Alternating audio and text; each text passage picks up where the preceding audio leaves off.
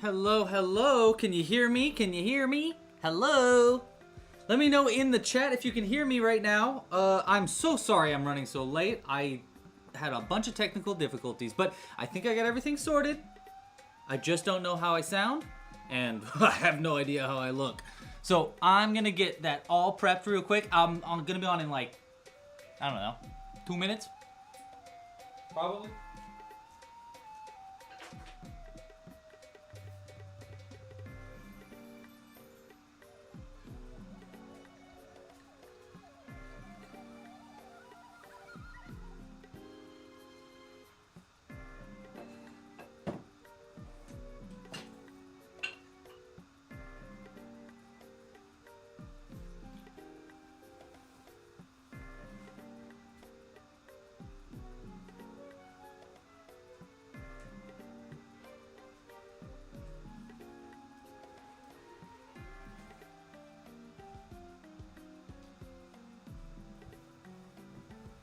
Sounds good. Okay, great. Okay, all right. Oh my gosh, I'm so nervous, you guys. I'm so nervous. Okay, here we go. You ready? Well, I'm not. Wait, let me just think real quick. Let me go through my list. Ba-da-ba-da-ba-doo. Okay. All right. Here we go. Oh wait, that's right. First I want to show you this thing, and then we're gonna get going. All right, here we go. It's the end of an era. Well, at least for most of you. Better get to the beach. Looks like we're in for a hot one today. In Lava Run, you help a dinosaur escape a volcanic eruption. Direct the lava's flow, outsmart your opponents, and escape to safety down the mountain in a 1 to 6 person board game designed for ages 7 and up. You're in a race against enemy dinos for survival. Win by being the first dino to reach the raft at the base of the volcano, or being the last dinosaur standing. Play as 6 unique dinosaurs as you dodge bursts of magma, leap over fissures, and use boulders as bridges. Better hurry, each game only lasts around 30 minutes at most, and there's only room for 1 on the escape raft, so make sure to guide the lava's flow correctly and don't stand in one place for too long. Quick, last one down's a dino nugget. Hey there, I'm Louie, the creator of Lava Run, local cat dad, and professional crocheter. No, seriously, I crochet for a living, and when my addiction to little crochet dinosaurs got a little out of hand, I turned to my other obsession, board games. I wanted something that inspired creativity, community, and just a dash of competition. Something that was playable for kids, but also could still be fun and strategic for me and my adult friends. But most importantly, something I could do with my tiny yet ferocious crochet dinosaurs. I ended up with Lava Run, a collaborative puzzle-like game with the strategic edge and just a healthy amount of luck, so you always had a chance. Lava Run hits all the boxes for my favorite board games while still being approachable for kids and playable in a short sitting. I'm just so proud of this game. Lava Run was designed to encourage creativity, not only through the gameplay, but through the dino pieces themselves. And while you don't have to create your pieces from scratch, making your dinosaurs is one of my favorite parts of the game. So whether it's coloring in the pop-out pieces included in the game, or crocheting a set like mine using one of my beginner crochet kits, you get the opportunity to have a deeper connection to your dinosaur, before you have to save it from burning up in a river of lava. You can even 3D print your own and paint them, make them out of clay, origami, or really whatever crafts you like. I've been working on this game for a while now, and I'm super excited, but also pretty nervous to share it, because the creation of this game at this point is completely up to you. Please consider supporting this project, and if you're interested in crocheting a set, it's actually easier than you think, and I can teach you. Thank you so much for watching, happy hooking, and pasta la pizza!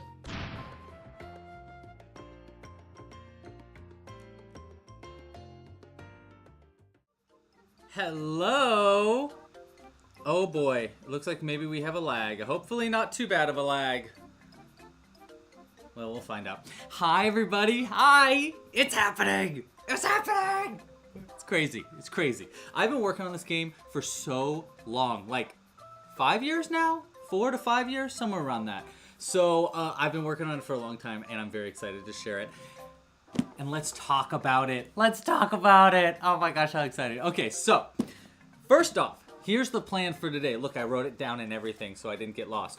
First off, hi, I'm Louie. If you didn't know, I'm the creator of Lava Run. You kind of saw a video about it right there. And today in this live stream, we are going to be talking about my new game. We're going to be going through the new Backerkit, all the little features and bells and whistles. We're going to talk about how to play my new game. And then if we get enough time, we're gonna make some pieces in a way that is up to you guys. We're gonna let the chat decide how we're gonna make our pieces today. If you would like to support, well, there is one way that I want you to support today if you can support, and that is right there. Right here, right here. Support the Backerkit, right there, lavarungame.com. If you support today, we're gonna do something very special. I have a bucket of dinosaurs, a bucket of them.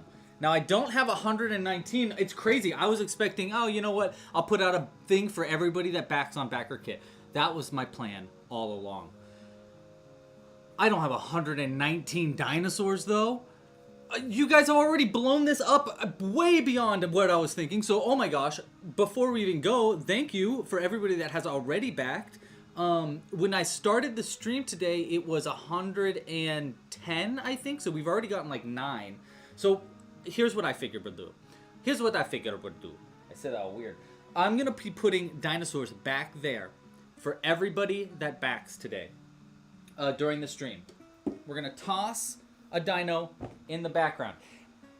As we get going, we're going to then use those dinos to fill up these volcano bags up with. If a volcano bag gets filled up, we will do a giveaway. Now, I know we already got another backer. Okay, so we got 10 all ready to put out. Now I know if you supported before this, I'm sorry, I just don't have enough dinos. My plan originally was to put out one for everybody that supported before this even started, but I don't have that many dinos. So we're just gonna do the ones during the stream just to keep things safe and but maybe we'll add a few extra and stuff like that. Especially, how about we do it this way? If you have backed already and you are in the chat, tell me, and I will add one to the background for you. I think that's a fair way to do it. So that way, if you're here, we can also add one, but I don't have to do one for every single person that's already backed because there's already so many. So I believe we already have, I'm gonna toss out 10 already, and then I think we already have a few in the chat. We've got Zoe, thank you so much for your support. Cooper, you guys rock. Let's see. And we had one more I saw right in the very beginning before it even started. Mr. Dawn, thank you so much. I slacked this morning, but and Justine. Okay, so wow. Okay, wait. We got a bunch. Okay, so let's start with the first 10. Okay, and then we're gonna talk about the Backerkit and all this other stuff. We got a lot to talk about today. So check this out. I can do this. Wait, you know what? We'll save that. Let's show them on the little hand cam here.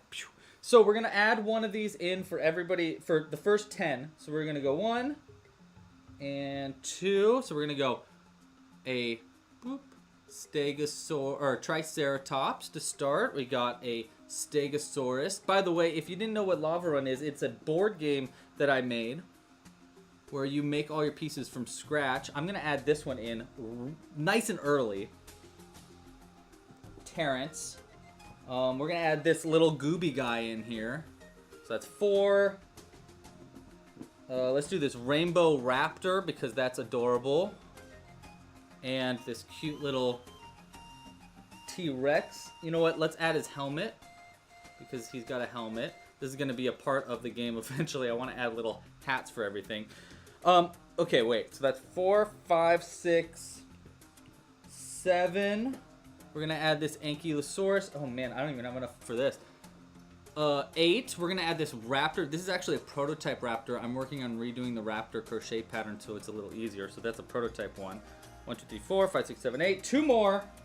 9 will be another Triceratops, and 10 will do another Ankylosaurus. Okay, so this is the first 10. Wow, already a lot. This already might even fill up the whole volcano. So we're gonna put this back here. Boom. And that pile is gonna get bigger and bigger. And then halfway through the stream, we'll fill up a volcano bag, and then the other half will fill up another volcano bag if we've got more.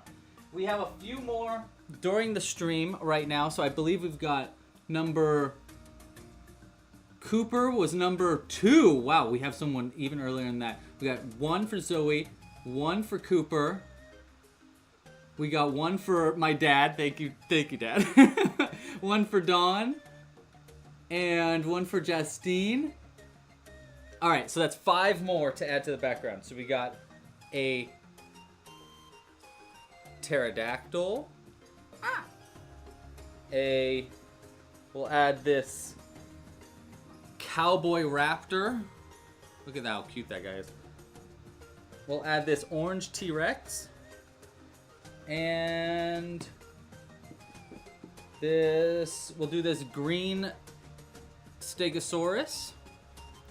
And finally, a baby Brontosaurus. This pattern's coming out tomorrow, by the way, if you are a crocheter and you want to crochet it. But let's talk about that in a second. Let's add these to the background. We've got quite a pile already accruing back there, and we're going to deal with that in just a second. But let's talk about Lava Run. Let's talk about Lava Run today. Okay, so first off, let's go through the Backerkit page. Because look at this, I have it all set up, and we'll just kind of walk through it all with you, and that way I can kind of explain what everything is and stuff like that. I also realized that I want to change, let's switch to the hands real quick, because I forgot that I wanted to save something. I wanted to take the face cam here. No, wait.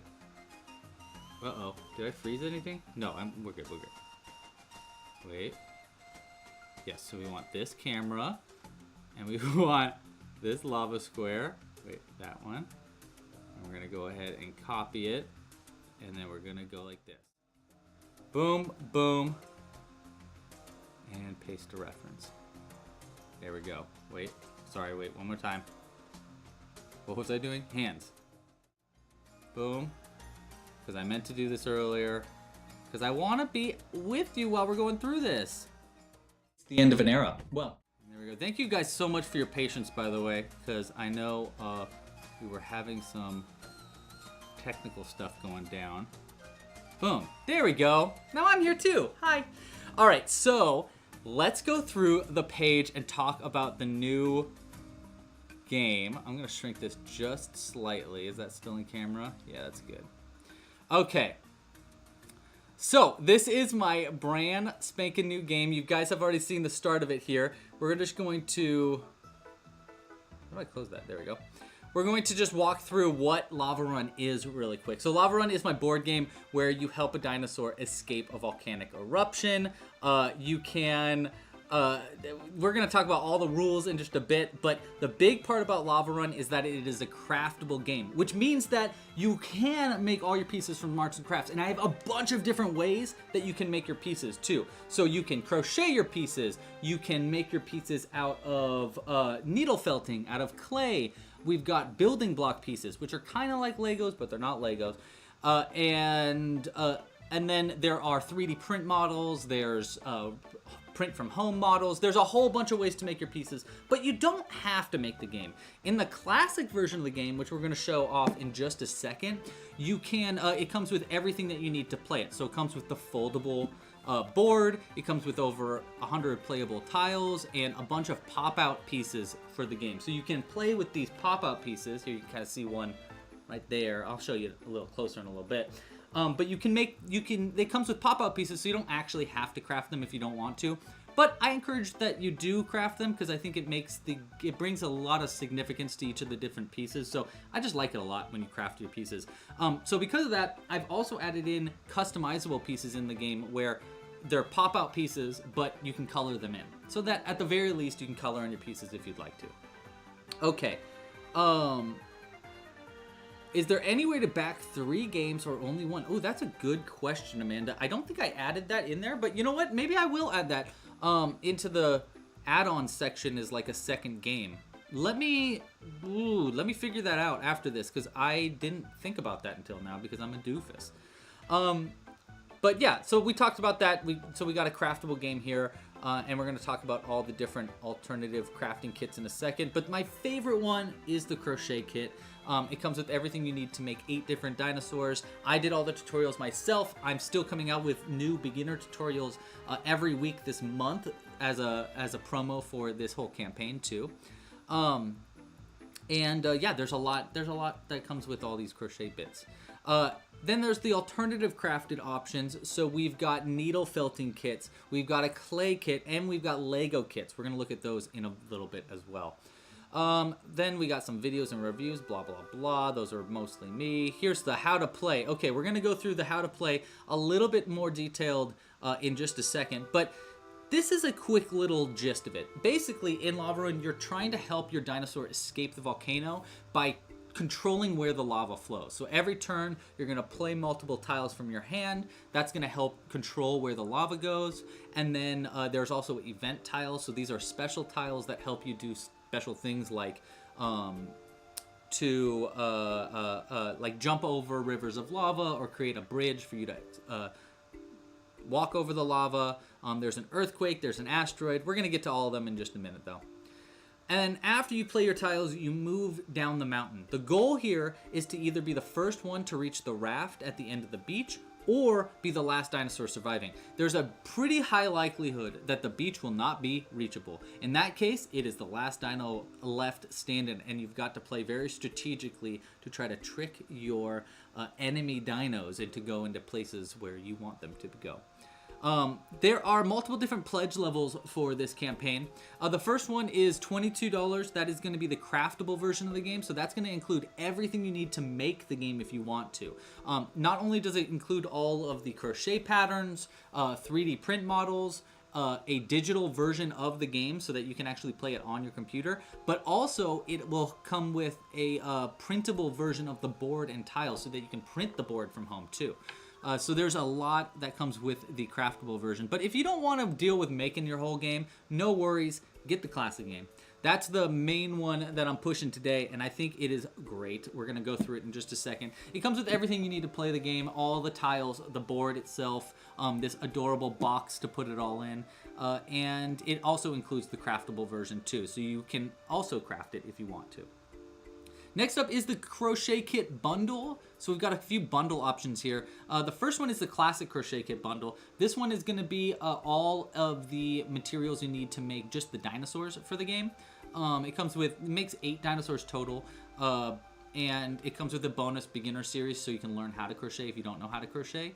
As well as, of course, it comes with the classic game as well and the craftable version too. Then we've got the Ultimate Crochet Kit Bundle. So this is the Crochet Kit Bundle that comes with the Land Before Twine Deluxe Kit. That kit makes 14 dinosaurs, even more dinos, and a volcano bag to put them all in. So it makes one of these big old volcano bags so you can put everything in them. Same, you want multiple copies. Okay, noted. I will add that into the add-ons just after this live stream. That is what I'll add to the add-ons. So please give me just like 30 minutes after this stream, and I'll add in those options for you as well. Okay, so yeah, the Ultimate Crochet Kit Bundle comes with everything plus a bunch of extra yarn so you can make your volcano bag and a few more extra dinosaurs. And then finally, this is the big one. If you are crazy and you really like what I'm doing here and you want to support this channel, I will crochet you an entire set. I'll crochet you a volcano bag. I'll crochet you a bunch of dinos to play it in. It'll come with the classic version of the game as well. And yeah, so it's the big option here. And obviously, this is kind of crazy. If you would like to support with that much, obviously it would be I would be extremely thankful. Yeah. So please consider it.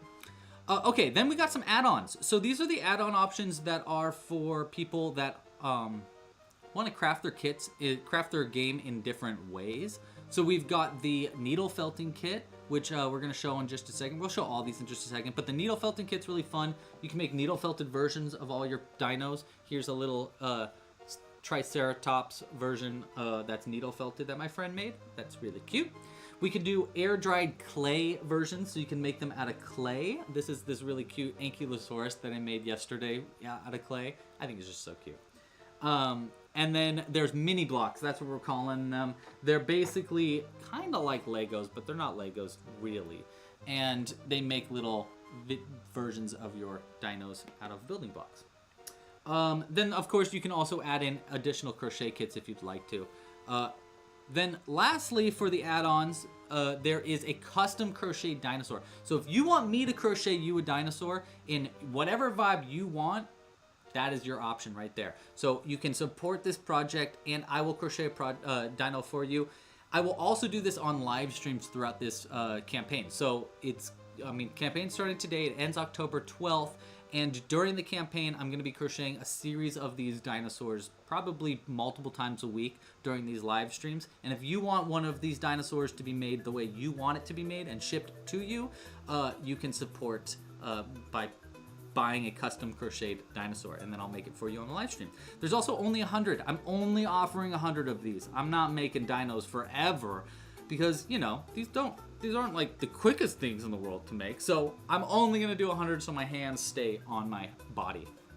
Okay, then we've got some stretch goals. Stretch goals are really cool. So these are the goals where if we hit these specific markers, we're gonna unlock new things for the game. And I'm so excited about these stretch goals, guys. I really hope we make it like further and further along. I mean, I'm really just hoping we make it just to the new dino tiles. And we might make it to the new dino tiles in this live stream. Probably not, but maybe. That'd be really cool. Okay, so we can make, where do we go? Dino tiles, yada yada. Okay, so if we get to 15,000, if we hit our mark for this campaign, we're gonna come out with 6 new dinosaur tiles that let each individual dino have special moves that they can use in the game. We might talk about that a little bit during this stream though, too. Yes, oh, thank you, Cooper. You can always add on the add-ons after pledging. So if you want to pledge during this campaign now, you can add on more after. So once I add additional copies of the game that you can add on, then you can do that after the campaign as well. Or not after the campaign, but after the live stream. So, yeah. Okay, you hear me. Yeah. Then at 30,000, we're gonna unlock a new playable dinosaur. I really hope we get to that. Honestly, I hope we get to all these. I really, really hope we get to all these. They're so cool. The ones that I've been planning these ones for a long time, knowing that there's a pretty high likelihood I'm not gonna hit these. But it would be really cool if we did. So as we go, we're gonna unlock new event tiles, more new dinosaurs, more event tiles, and then when we get really high up there, we're gonna unlock a full expansion pack for the game, 2 full expansion packs for the game, and then a spin-off for the game. If we go crazy and get to 500,000, we're gonna build a spin-off for the game. I've got a whole plan in store for that if we get there. And then if we hit the mark, I don't think we will. But gosh, if we do, it would be the coolest thing in the world. It would be so cool, you guys. I really hope we get to 700,000. If we get to this big, I'm gonna make a video game. I've always wanted to make a video game, and this is the perfect game to be turned into a video game. So I really hope we make it there to turn it into a game. Is there a giveaway? There might be a giveaway in just a bit, Marisol, but I don't have it planned just yet. We got to talk about things first, and then we'll deal with giveaway stuff in a little second too. Okay, so let's talk about the timeline here. So this is the timeline for when the game will come to you. So we're launching it now, September 10th. The campaign will end October 12th, so that we have till October 12th to hit our mark. Not only that, but all those stretch goals, we have till October 12th. After that, those stretch goals don't get unlocked. So we got to make it as far as we can by October 12th. So please share this project, support this project as soon as possible. The quicker it gets supported, the more it'll get supported in the long run too. So it's a great, like, do it while you can. Then we have a pledge manager survey. So this is like the survey that goes out to all the pledges, the people that have pledged, where they can, choose what they want. Offer the shipping. We'll choose different options for different things, especially as we make expansions to the game, stuff like that. So yeah, we get your address, we find out where it's going and all that other fun stuff, and then we fulfill it in early 2025. My goal is to do it even sooner than that. I really want to get this out by Christmas. I don't know necessarily if that's going to happen, and so I didn't want to say, oh, it's going to be ready by Christmas, because I'm just worried it won't. So I'm saying early 2025 for safety, but know that I'm trying to get it even faster than that. Then there's additional shipping costs for each kit, or for each game as well. So this depends on where you're at. You can go through this on the page. This also goes through the detailed instructions about like how everything works after the fact. So if you're curious about like the the details, this is where to go. It's under the timeline and shipping on the page. And then finally you can meet the team. So the game was made by me. I made Lava Run myself about 4 or 5 years ago. It came to me over in the middle of the night in like this really frustrating night. Maybe I'll talk about that a little bit later. Because it is a fun story about how Lava Run was created. I'm really proud of this game, and even the way that it was created, I'm really proud of. So we'll talk about that later as well, probably. But from the design of the game to the little crochet pieces to the animation you saw in the beginning, all the video editing, all the copywriting, the emails, the box design, I have been doing all of it. This is mostly all me doing all this stuff and freaking out. So if you're supporting this project, know that you are supporting a very indie developer. It is me making it all. And this maybe is not my first game that I've made, but it's my first game that I've kickstarted and really got going. So I'm really excited about this. And yeah, anyhow.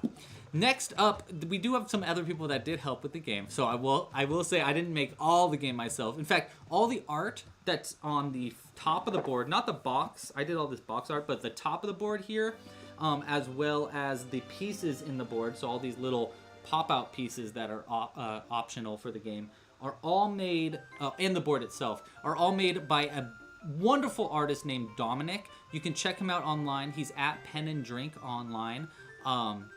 And he's responsible for all the 2D art for the game.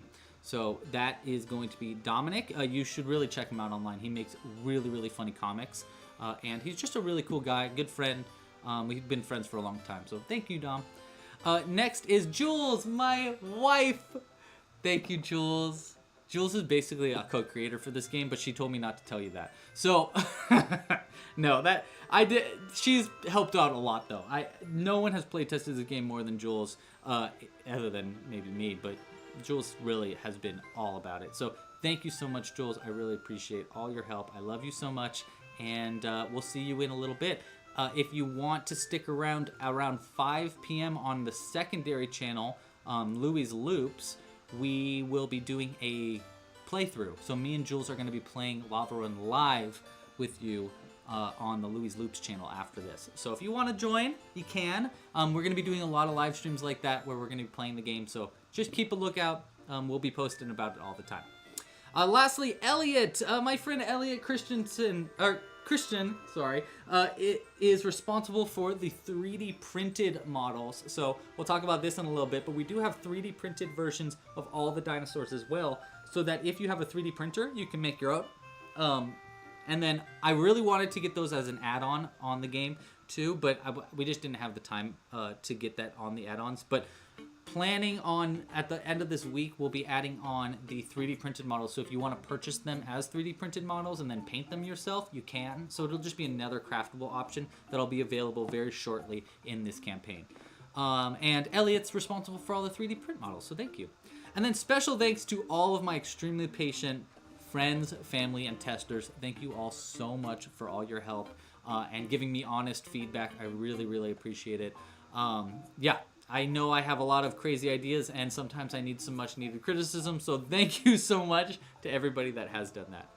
Okay, so let's look a little bit more at the add-ons for this game, because we've talked about the different pledge levels, but let's look at the different add-ons that we have offered and show you some of the different pieces. Oh, also, let's see where we're at.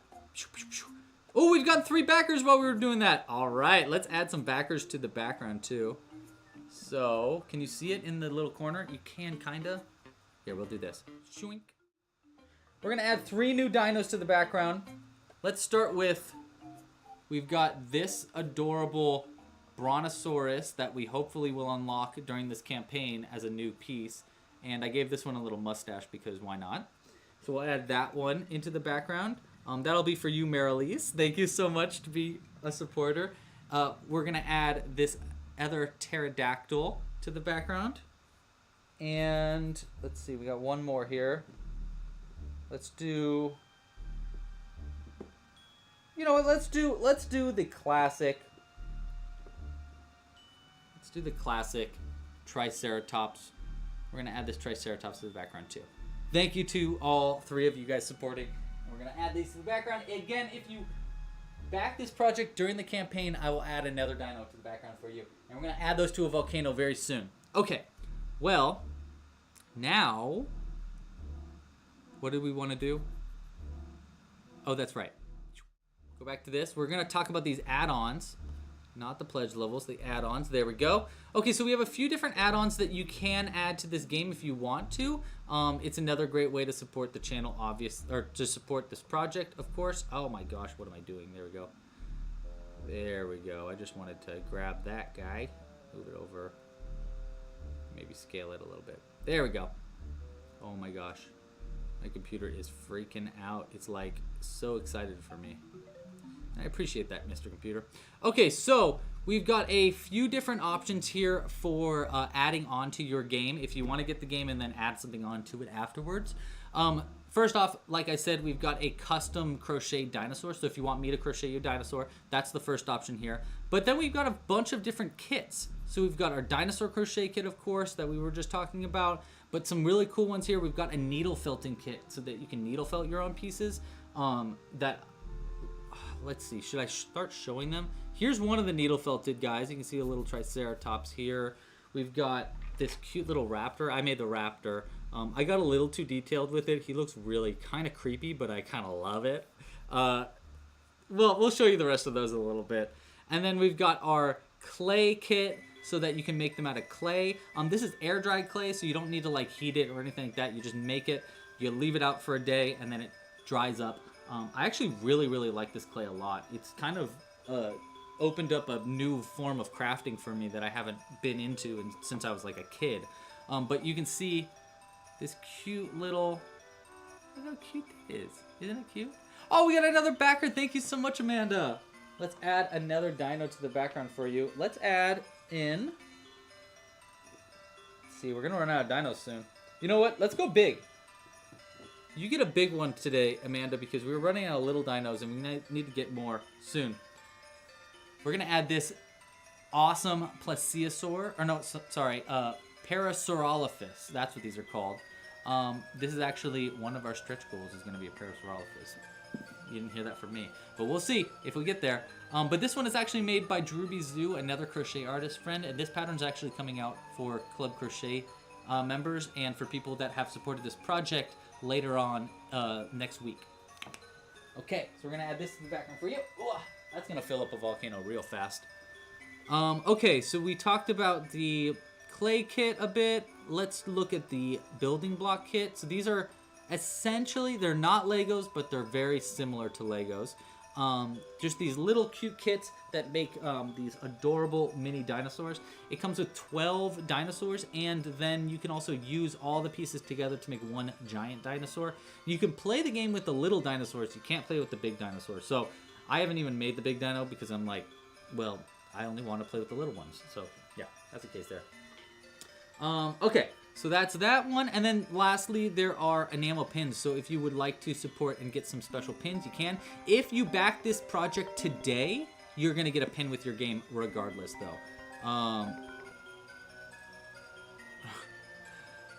So if you back this project today, you'll get a game with, or you'll get a pin with your game. 1 second. I need to text the person that called me in a live stream. Boom. Okay, so those are pins, and then, yeah, let's move on to, let's go through the game itself. I think it's that time, isn't it? Yeah, let's go through the box and go through the game, and then talk about how to play Lava Run. How exciting! Oh my god, I'm so excited. I've been waiting literally nearly 5 years to show you this game. I'm so excited to show you. Okay, so here is the box. Guys, I'm so proud of this box. I'm so proud of this box. I think it's so cool. Now, I will say, what I'm about to show you is the prototype version of this game. There are gonna be some very small changes that are gonna come to the game, and I'll talk about those changes as we go through it. But the majority of this game is going to be as is. The main changes are going to be adding new pieces and then changing the way some of these pieces are made.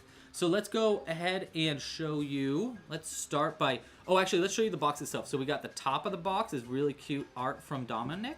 We've got this cute little face that I made for the volcano. And then on the side, you can see we've got the logo on one side. And then on the other side, we've got also the logo.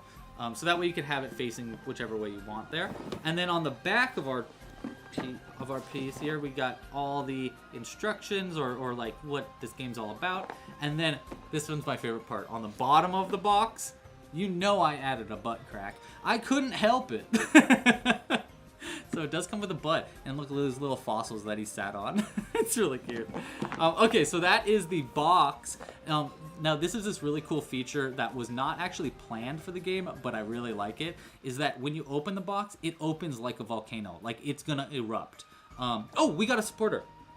Thank you so much. Number 126. Oh wait, no wait. We already did that one. Well, we're gonna add, it looks like we have another one. So I'm gonna go ahead and throw one in the background for whoever that may be. We're gonna do a little blue dinosaur for you. Thank you. I can't wait to see how many fill up a volcano. That's gonna be interesting. Yes, always gotta add the butt, Zoe. Okay, so check this out. This is how this game opens. I really like this. It feels like a volcano because it is just like perfectly air compressed, so that when you're pulling it off, it like, the anticipation is real. It's like, oh, so cool. So here's one change for the game. I am gonna change the inside face of the box so that they're not the same, so that they have different faces on the inside. But here you can see the box's insides. So the first thing that you're gonna notice is that the box itself is also a volcano, and that's because this is where you actually pull your pieces from. You're gonna take them from the actual top of the volcano. Now in the game, you're going to get, it comes with this nice little bag to put all of your pieces in. So we're gonna go through our pieces in just a moment. There's also gonna be a booklet in this. I don't have the booklet made yet because the rules weren't finalized by the time I got this prototype. So I didn't print the rule book, but there's a full rule book available if you're interested in that. I think you can find it from the Backerkit page. I'm not sure. But there is a full rule book, obviously, too. And we're going to go through those rules in just a moment. So in this bag, you'll find, this is where you can keep all of your crocheted pieces if you're making them crocheted. We'll throw these to the side here. And then we've got, in this bag, hold on. There we go. In this bag, we've also got all of the pop-out pieces for the game. So you can kind of see, well, first off, we'll toss these ones to the side. Talk about those in a moment. But you can see we've got a bunch of these pop-out pieces. Now here's one of the big changes for the game, is that these pop-out pieces are going to change. Basically, this part here, it's just not the way I really want it to be. So we're going to change this with a little clip piece so that you can make your own pop-out pieces out of cardboard if you want to make your own. So that, you know, because this right now, this only works with these pop-out pieces. And it does work, like they stand up and it looks great. But I wanted there to be a way for you to make your own pop-out pieces if you wanted to, you know, to add to the craftable aspect. So if you, yeah, so that's gonna be one big change here, is that we're not gonna have these bottom sections. This is gonna be an actual, like a plastic little thing that holds onto your cardboard pieces so that you can make your own cardboard pieces. But you can see we've got a bunch of little pieces in there, and we don't need to go through all of them right away, but you get the gist there. And then we've got the board. Now, the board is so cool. The engineers that helped me with this box helped me to design this board so that it could be folded down into a small little piece. And look at how tiny it folds. Really small, right? But it's actually a pretty big board. It kind of accordions out like this, which is really cool. I've never really seen a board game do this. And then it folds open like that. And look at how big it is. It's a pretty sizable board. Here's the beach at the end. And we're gonna go through all of the rules for this game in just a moment as well, but I just want to show you the board first. And then the last thing that's in this box is going to be the tiles of the game. So you can, you know, the tiles to actually play the game with. So this is another thing that's really changing about this game, is that this box is really difficult to get out of this box. So we're gonna change how this is made. But for now, you can just grab it out like this and open it up. And then I usually put this back in the box after opening it so that you can actually play it from the volcano itself. You can see we've got a whole variety of these tiles here. But let's go ahead, we'll throw this back in the box for now. And we'll kind of like open it like this so you can see. But this is, so you kind of see how it works. So you reach into the box, you grab a tile, and then you play the tile. You know? So that way you have something to consistently be grabbing it out of the volcano. Now the majority of these tiles are going to be like lava tiles. And I guess we're just about ready to get to the how to play section of this stream. Yeah, let's talk about it. Let's talk about how to play this, how to play Lava Run. I think it's that time, right? Let me drink some coffee. And let's talk about how to play Lava Run. Okay. So, let's see. How do I best do this nice and succinctly? Well, let's just go for it. In Lava Run, you're a dinosaur escaping a volcanic eruption. I don't know if I've said that before yet or not. I know I have, like a million times. You start the game by choosing one of the spots on the dino start row. That's going to be this row up here, that's marked by these little footprints. You place the dinosaur on those places. We're going to use our crochet pieces today, but obviously you can use any kind of pieces that you want. But we'll just add our crochet ones here. Boop, boop, like that. And you know what? Let's do the purple dinosaur. Those are cute colors together. Yeah, I like that. Okay. Now, each player in the game will have 4 tiles in their hand to play with. I'm just going to grab a whole chunk of them for right now. But normally in the game, you'd only have 4 tiles to play with. 1, 2, 3, and 4. Okay. So these are kind of what the tiles look like. So you'd have 4 tiles to play with, and then as you play 2 tiles from your hand, and then you move your dinosaur 1 time down the mountain. The tiles are going to be very different depending on which tiles you have. Majority of these tiles are going to be lava tiles that look like this. These are called hostile tiles, or hostiles. I might change the name to hostiles because I think that's just such a fun idea. But a majority of these are going to be actual lava that all connect together. So lava tiles, since that's going to be the main thing that you're getting in the game, these all need to connect either to the top of the board, so they connect like this to the very top so that they're connecting to the top of the board. So for example, for this tile, this is an end piece where this would end a flow of lava. This tile, for example, could only fit back here like this. This wouldn't fit back here like this because it needs to fit to the back of the board. You can kind of see these little lava bits here. Now this is another thing that's going to change in the final version of the game. This was the prototype version of the board. We're changing some things to make things a little bit more noticeable. So this part's going to change so that the art is a little bit more recognizable about where to place the lava tiles. And also the logo is going to change because the logo was not right. And then we're also going to change some stuff down here just so things are more clear. But we'll get to that in a moment. Okay, so yes, lava tiles need to either connect to the back of the board like this, an existing lava tile, so like this, it can connect together. Here, we'll move this guy over. So for example, this could connect like that, and then this could connect like this. And you see, you're kind of making a little bit of a puzzle as you go. Or you can connect to this special tile called a burst tile. And this tile can be played on any open square on the board. So let's go like right here.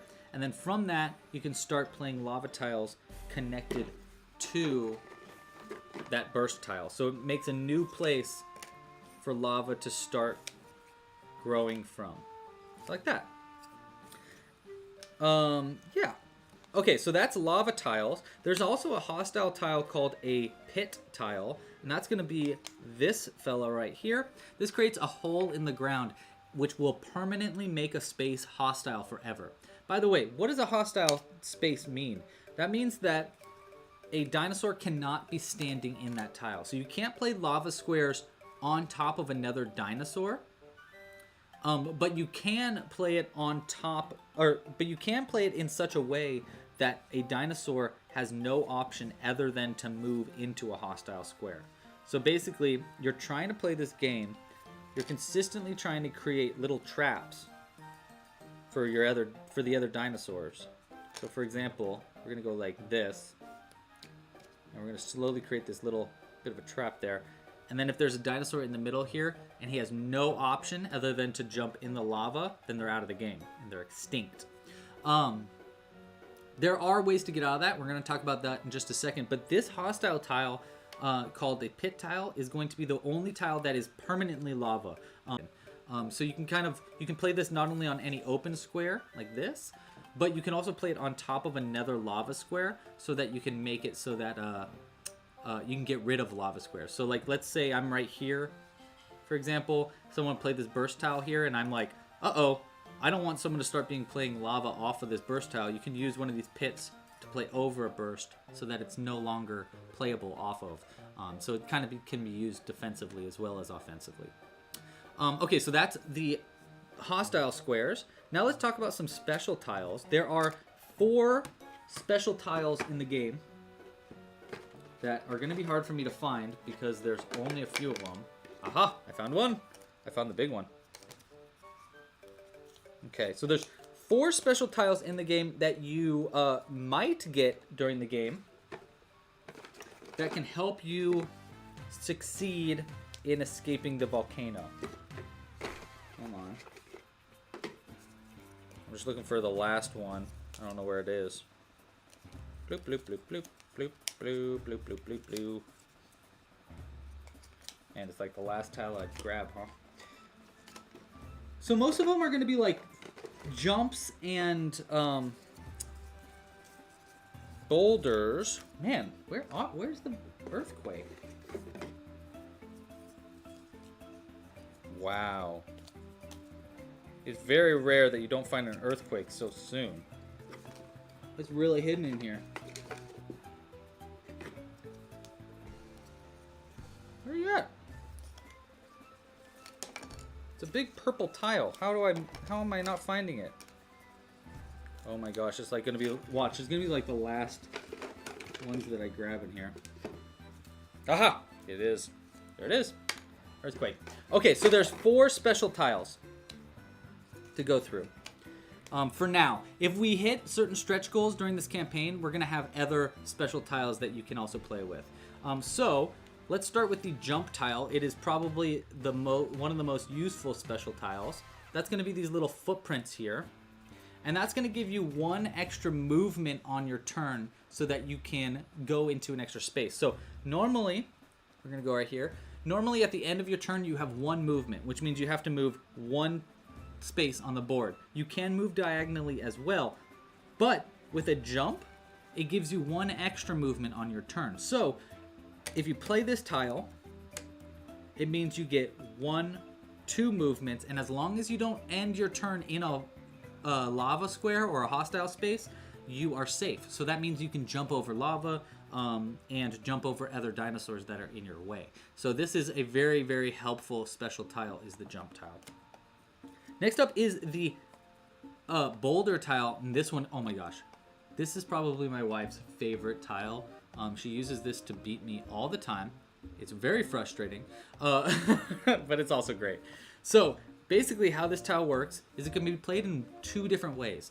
First off, you can play it on top of a lava like that to create a bridge. And now my Triceratops can actually stand on the boulder. So this is one way to play this tile, is that you can use it to create bridges or to stop lava flows. So just like how this pit tile covered up a burst, you can do the same thing with the boulder to stop people from creating more lava from that. And then also create a little bridge for you to walk on. The second way you can use this tile is you can actually play this on top of another dinosaur. So if we have an enemy dino, or another player's dino right here, I could play this on top of this dino, and now that dino needs to pass his turn. They skip their turn. One turn. You can't skip 2 turns in a row. You can only skip 1 turn at a time. But if you do skip, it's a great way for you to get ahead of the pack or to just slow down people that are doing really, really well, stuff like that. So that is a super useful way to use your boulder tile. And then the last 2 special tiles, oh, Kristen, good question. Okay, real quick. Kristen asks, assuming you get funded, when is it projected to be in our hands? Kristen, it is projected to be in your hands in early 2025. I'm aiming for January, but I'm saying early 2025 just for safety, just in case it comes in February or something like that. I really am aiming to get it to you by Christmas, but you know, I don't know if that's going to happen. I really, really want that to happen, and that is my goal. But I'm trying to be safer than sorry and say early 2025. Hey, we got 3 more backers since we've started this. We went from 126 to 129. Let's add 3 new dinos to the background. 1, 2, and 3. Perfect. So we're going to add this adorable classic pink stegosaurus. This is actually the main stegosaurus from the video. So we're gonna add this one. We'll add this cute little orange ankylosaurus that I crocheted. This one is actually called the stankylosaurus because he's made out of cheese. So we're gonna add that. And then this cute, adorable little raptor. Look how cute this raptor is. He's so cute. So we're gonna add these to the background. We'll add these into the volcano after I finish teaching you how to play. And we'll see if we've unlocked a giveaway. Okay, so let's continue talking about the game. We have talked about our boulder tiles. The main question people usually have is, does this boulder stay here forever? And the answer is no, it doesn't. There's 2 ways. 2 ways? Yes. Well, technically, no. 2 ways to get rid of, no wait, there are 3 ways. You can get rid of a boulder. There's a few different ways to do so. The first way is to fill it with a hole. If a hole tile is played, this can never be filled by a boulder. So that is the first way to close up a boulder tile. But the other way is with an earthquake tile. Now, an earthquake tile is very, very special. This tile makes everybody move 1 time in the on the game. So everybody needs to move once this tile is played, starting from the left of the player that played it. And in that time when you have to move, you cannot play any tiles to protect yourself. So if you're in a situation like this and someone plays the earthquake, you're gonna have to move into one of these lava squares, and you won't have the opportunity to play your jump to get out of it. So it is a kind of a murder tile in that way. You can use it to kind of get rid of your enemies. You can also use it to get some extra space of movement. So let's say this Ankylosaurus is the one that played this earthquake. They'll have to move because of the earthquake, and then they'll have to move on their turn so that they get an extra movement of space. So it can be used in multiple ways. And then the last thing that it does is after everybody moves, all the boulders on the board break and are removed from the board and thrown into the discard pile. And so that's a great way for you to get rid of boulders. If any dinosaur is standing on a boulder when it breaks, then they are out. They're out of the game. They fall into the lava. Oh, we got another backer! Yeah! Let's go with,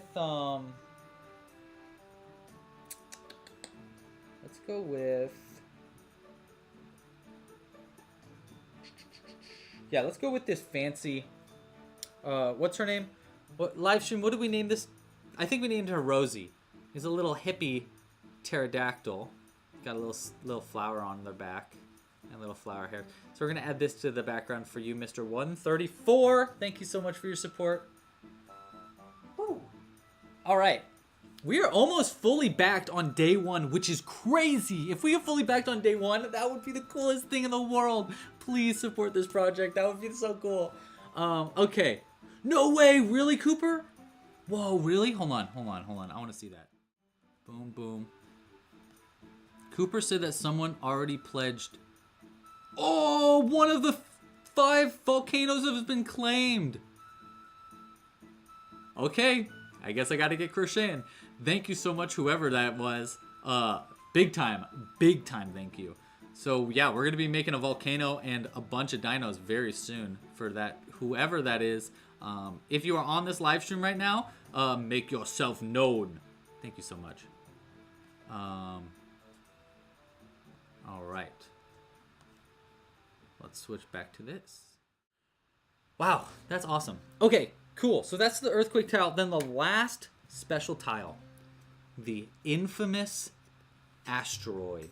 This is a big deal. Now, it's not a you win the game if you get the asteroid. You can still lose and get the asteroid, but it is a very powerful tile. This can be played in a very special way. First off, it's played in the corner of 4 spaces, so kind of like this, like that.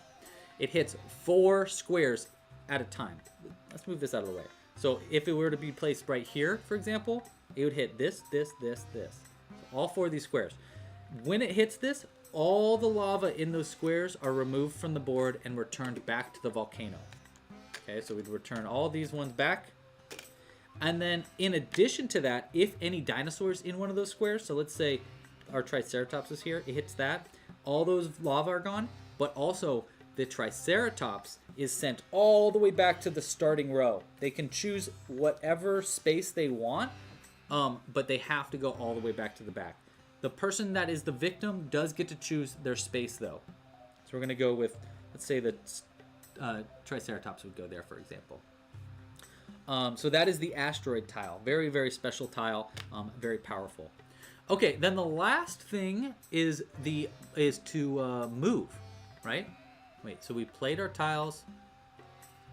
Yeah, okay, so that was all the tiles that I currently have for the game. I have additional tiles that I want to add to the game, but those are exclusive for stretch goals. So if we hit certain goals, we're going to unlock new tiles to play with. Yes. Playing tiles. Oh yeah, next. Okay, so next up, let's talk about how to move. Because after you're done playing your tiles, you have to. There's no option. You have to move 1 square. So, movement, let's do a situation like this. You can move your dino into any adjacent square. So if we have our Triceratops here, they can move diagonally. They can move orthogonally. I think that's what this is called when it's straight, like a, so you can move straight or diagonally. Or you can move back. You can move sideways. But you have to move 1 time. You cannot move into a square that is currently occupied by another dinosaur. So if we have 1 dinosaur here, I can't move into this space, Let's say we're in a situation like this. This is what Jules always does. She'll do something like this, where she'll place something right in front of me and something right there, and then she'll move right in front of that so I can't move forward. It's so frustrating, but it's a really good strategy. So you can't move into the space of another dinosaur. But you can jump over other dinosaurs by using a jump tile. So if you played this before you did your movement square, you would 1, 2, like that. You can also play 2 of these jumps at the same time to get 4 spaces of movement.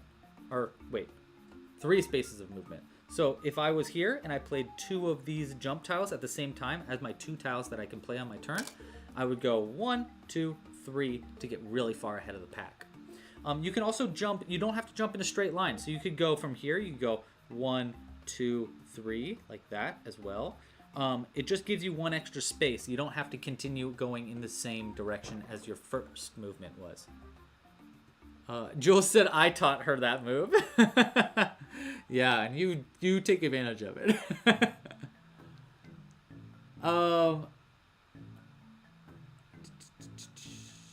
Yes. Okay, so let's see. We talked about movement. Is that everything for movement? Oh, just the last thing is if you have nowhere to move but a hostile tile, like we were talking before, you move into a square that's hostile and you're out of the game. The good thing about that, though, is that these games are very short. They're only about 15 minutes, usually less sometimes. Sometimes it can go up to 30, but it's very rare that it goes to 30 minutes. It only goes up to 30 minutes if you're playing 6 players. So the nice thing is, if you're out of the game, no worries, you'll be able to play again in just a few minutes. Yeah, so I kind of really like that about this game. Let's see, movement, 2. Okay, and then the last thing you want to do is you want to redraw back up to 4, so that you have 4 tiles in your hand. Talking to you, Dad. My dad always forgets to redraw his tiles. I don't know why. All right, let's add all these back and talk about the single player version of this game, because I've also made it so that there is a version of this game that you can play by yourself. I really like it. It's also a very nice way to play the game. So if you are playing it with a little one, or like a group of kids that maybe, you know, feel they don't want to be mean to other people or something like that, that's totally understandable. Try the single player version, because in the single player version, you're trying to protect one dinosaur from a volcano. And it's a really, really fun way to play. Honestly, it's one of my favorite like little tricks that basically I was like, you know, what if I made a single player version? And then one night I just made it, and it worked so well that I was like playing it until like 6 a.m. I was obsessed with it. So here's how single player version works. And we actually might even have time to play a whole game of single player mode. We're gonna keep, whatever, we'll play. Okay, so here's how single player version works. First off, we're gonna choose a dinosaur, and let's choose one of the ones that aren't crocheted, just so we can see some of the other dinos in action. So let's go with, let's go with this needle felted version of a T-Rex that Jules made. We're gonna go with this one as our dino today. Okay, so we're gonna place this on one of the start rows like that. And how single player version works is you just draw one tile at a time from the volcano. So we're gonna go ahead and reach into the volcano, and we'll just grab one tile. The tile will then be played on the board in a fair spot. So we're gonna go like this, because it's gotta connect to the back of the board. So we're gonna place it here. You don't move though. You just keep doing that until a burst tile is drawn, or a jump tile, or there's nowhere that works to play a lava tile. So let's keep on going. You're just gonna keep drawing one tile at a time until a burst. Look at that, we got a burst, how great. When a burst tile is drawn, you have to play it 3 rows at least ahead of your dinosaur, or as close as possible. So like if we're near the end and there's not 3 rows, you place it as far away as you can. So for this case, 3 rows ahead would be over here.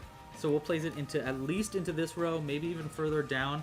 I'm gonna place it right here, so it's kind of far away from my dinosaur. You also wanna place it in a place where it has the most amount of spaces around the outside. You don't really have to, but it is a fun, it makes it more fun. When a burst is played, you can then move your dinosaur one time. So now that the burst is played, I can move down the volcano. And then we keep on going. And as you start playing, oof, that's a brutal one to get. We're just gonna keep lining up these and creating a puzzle of spaces.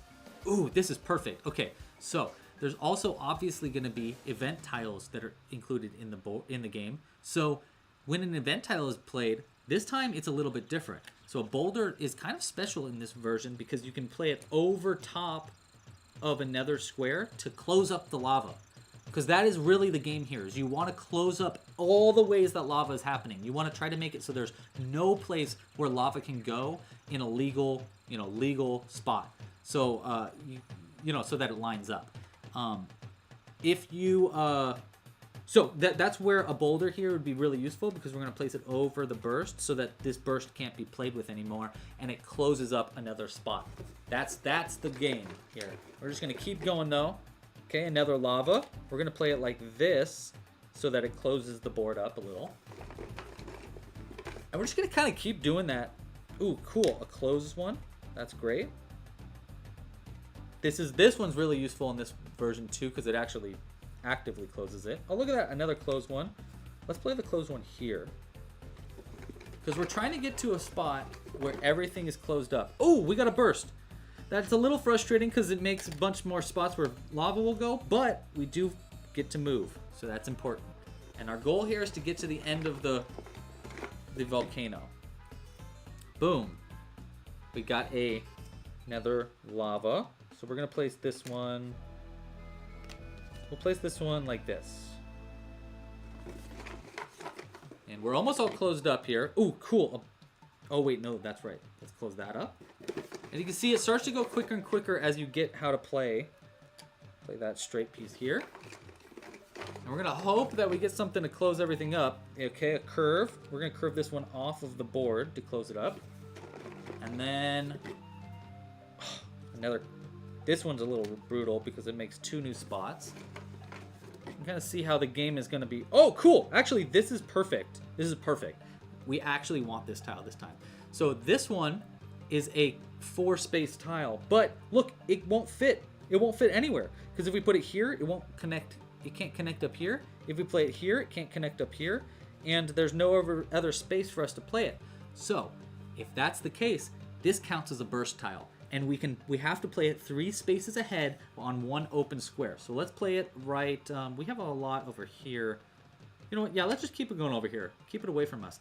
Let's go right there. So it's a new burst tile, which means we get to move. So we move down the board. 1 more. And that's the game. You consistently do that. Eventually, you might get an earthquake tile.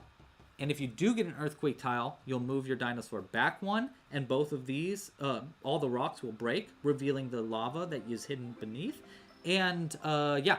And then an asteroid tile, when you get an asteroid, you're sent all the way back to the start of the game. Okay, so that is how this version works. By the way, I got a close-up tile, so we can do that. And now we can keep going. We got a curved tile here. Ooh, this can't go anywhere. That's awesome. We created this nice little hack here where very few pieces can fit there, which is perfect for us.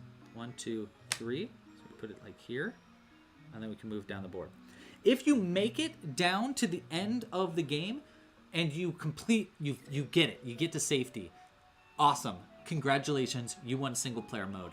Now it gets a little bit harder because the start of the game, once a single player mode, once you win a single player mode, you start with a burst tile ahead of the game. So your first, let's imagine, for example, that this game was completely empty right now. There's nothing here and our dinos back here. Before starting, if I won, so if I've gotten to the end and I've completed one of the games, the first tile that you draw that's hostile counts as a burst that you have to play up further on the board, but you can't move.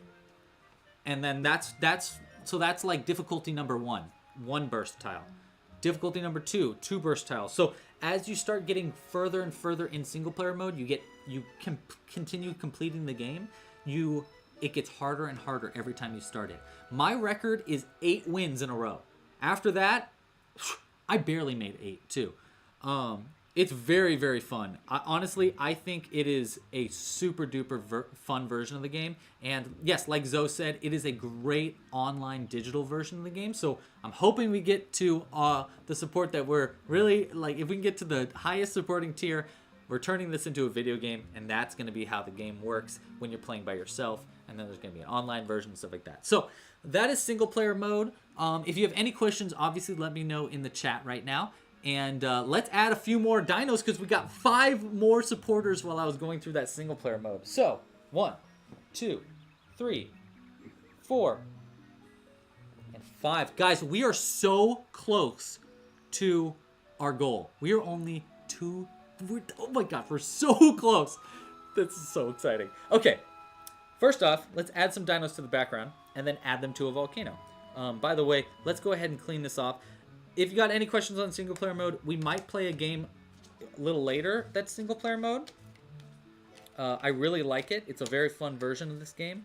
And so we very well might be playing it later in the stream because Jules is working until 5. So after Jules is off work, then she will join us and we'll play a 2-player version of the game. By the way, the game is single player, 2-player, 3-player, 4-player, 5-player, and 6-player. So there's up to 6-player version of this game available. Oh, dude, amaze feed, thank you. Okay, wait, so we have 6, 1, 2, 3, 4, 5, 6 people have supported, so we gotta add another one. You know what? Let's add a brontosaurus too. Okay. So for all the people that have supported, thank you.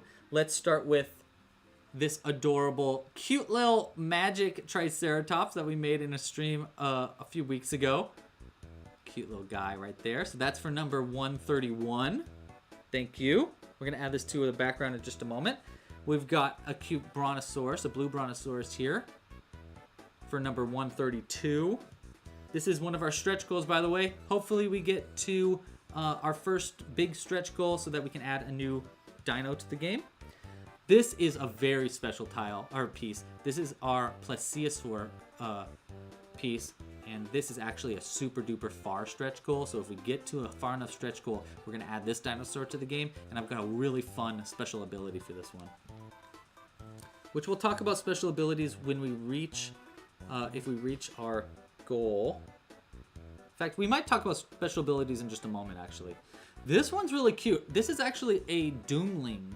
So if you guys have heard of the game Doomlings, a friend of mine helped make that game, and I'm a really big fan of the game. I think it's really cool. And so they asked me to crochet some pieces, and this one's so dinosaur themed. So I was like, you know what, let's add it to the group. And I just think it's really cute. So we're gonna add this one in there. And then the classic T-Rex. This is a nice teal orange T-Rex. When did I make the magic baby? What? What are you talking about, Jules? Oh, this one? The magic one? I know, right? Isn't it cute? I made this on a stream a few weeks ago. Yeah, Zoe's right. I thought you were working, Jules. Okay. So we got 1, 2, 3. Oh, and then one more big one. Brontosaurus for our very special Amaze feed. Thank you for your support. Oh, we got another one. Hold on. We're gonna do...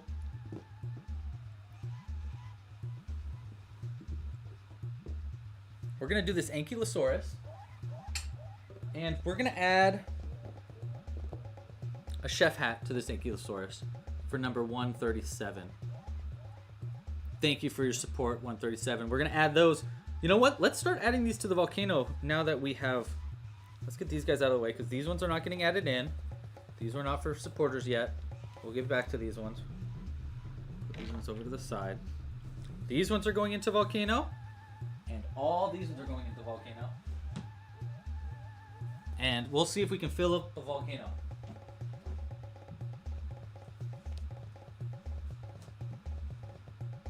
Wow, wee wow. That's a lot of them. Okay. Oh yeah, this is gonna fill a volcano. This is definitely gonna fill a volcano, which means we're gonna unlock a giveaway. Let's start with our tiny volcano to really make sure one gets filled up. So we just need to fill this volcano up, and if it gets past our limit, so if we get past the limit of the top of the volcano here, we will unlock a giveaway for our thing. When do I ship the kits to everyone? The game's going to be shipped out early 2025, Amaze Feed. Okay, so let's just get started. Into the volcano. I'm going to start tucking it because we got a lot of dinos to fit in here. So this one can go in there. We got this one can go in there. We got these one here. Oh my gosh, we got 2 more. Okay, wait, we got 2 more after this. We got this cute little brontosaurus can go in there. We got our Doomling. Our cowboy. I love the cowboy raptor. It's so cute. Classic Triceratops. Stegosaurus. Oh boy, we're almost filled up. Brontosaurus. And Rainbow Dino. Oh my gosh, how exciting, guys. We're going to do our first giveaway. Our Plesiosaur. A raptor. Wow, this... I gotta say, guys, this volcano can really hold dinos. That's got a lot of dinos in there. This little demon. Ankylosaurus. Oh, we are almost at the tipping point. Triceratops, get in there. T-Rex. Stego. Wow. Oh my gosh, guys, this fits way more dinos than I thought it was gonna fit. And then we'll put this last. Actually, we'll do this one right here. That's gonna be it. That is a lot of dinos in one little bag. Oh my gosh. But we've done it, guys. We've unlocked one giveaway. So we're gonna put this to the side and start filling up our second volcano. I actually have my old tiles in this game, so this is from the earlier draft of my game. Look, we've got little tiles, and you can see they're very worn out. We're gonna keep them in there to add a little space, just because I'm a nice. And let's start with our big ones. We're gonna start with the Brontosaurus. Let's see if we can unlock a secondary giveaway. And I'm gonna explain the first giveaway in just a moment. We have 2 more dinos. We just got 140. Oh my gosh. So we got 2 more dinos to add. We've got this giant Parasaurolophus, which is gonna take up some space. We're gonna really make them, squish them in there. Squeeze. Squeaky. Let's add this Stegosaurus. We got our Brontosaurus with a little mustache. A little raptor. A pterodactyl. Another pterodactyl, our fancy pterodactyl. I love, this is Terrence the pterodactyl. Get in there. Our Stankylosaurus. Let me go tail first. Wow, I think we're gonna cap this one too, guys. We're very close. Rosie, our pterodactyl.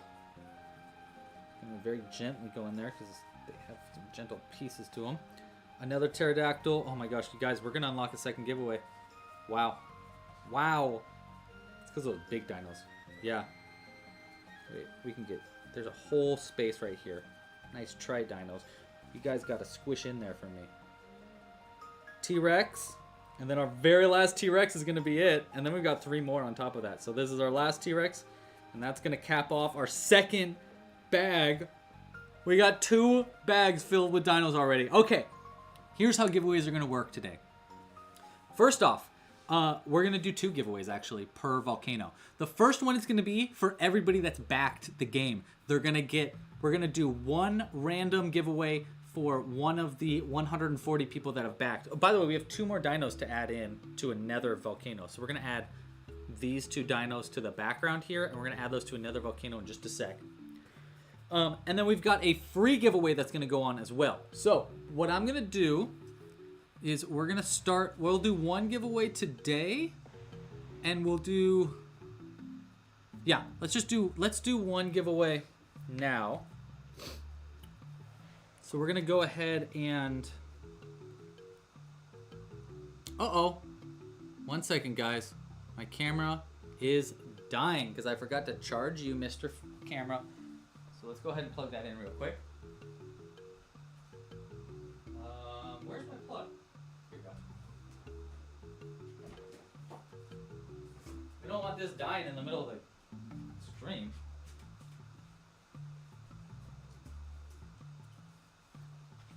So we're going to plug it in here. And hopefully this doesn't get too far in the way of the camera. There we go. You charging? Charge, please. There we go, we're charging. Okay, we're good. Alright. My hands in there? Yeah, okay, good. Alright, so we got 2 giveaways that we've just unlocked. First giveaway. We need to go into backer page. Create a giveaway here. You know what? Okay, so here's where we're gonna put the giveaway. I'm gonna put the link. How are we gonna do this? Wow, we got a big backer train going on right now, by the way. 24 backers in the train. That's awesome. So a backer train, by the way, is every as we get more people supporting, a backer train will start where someone will back the project, and then if someone backs the project within 10 minutes of that first backing, then it'll continue the train going another 10 minutes. So it'll keep the train going further and further as we get more and more supporters. moment, please. Ichimomo. Back. Okay. So I'm gonna make it so that on the page itself, you can enter the giveaway. So that's how we're gonna do this.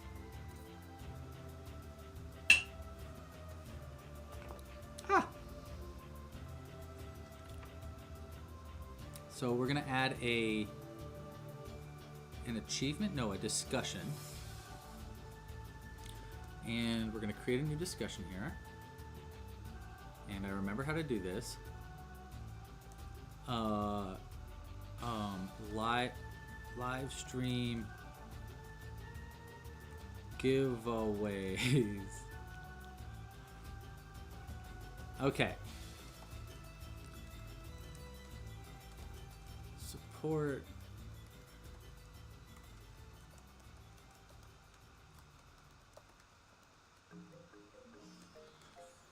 Okay, so we're gonna do a giveaway, and it's gonna be on the community tab on the page. So if I go to lavarungame.com, and if you look at the game, hold on, let me switch to this one. There we go. So if you go, see here, there's a community tab. If you go to this community tab, I am currently going to be making a discussion, and you're going to need to be logged in here. So you won't need to be backing the game. You'll just need to be logged in to enter it. And then we're going to just make it so that if you comment on this discussion, you're going to be entered into the giveaway. That is the goal here. That I'm definitely going to be able to figure that out. Hello to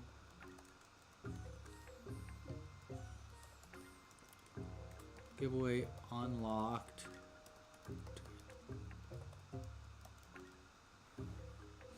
Okay. We're going to go anyone with a backer account.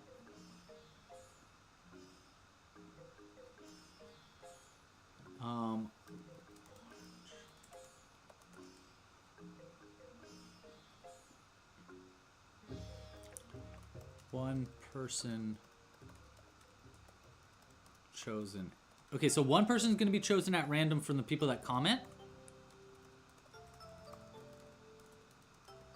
And one person from that is a backer will be chosen at random.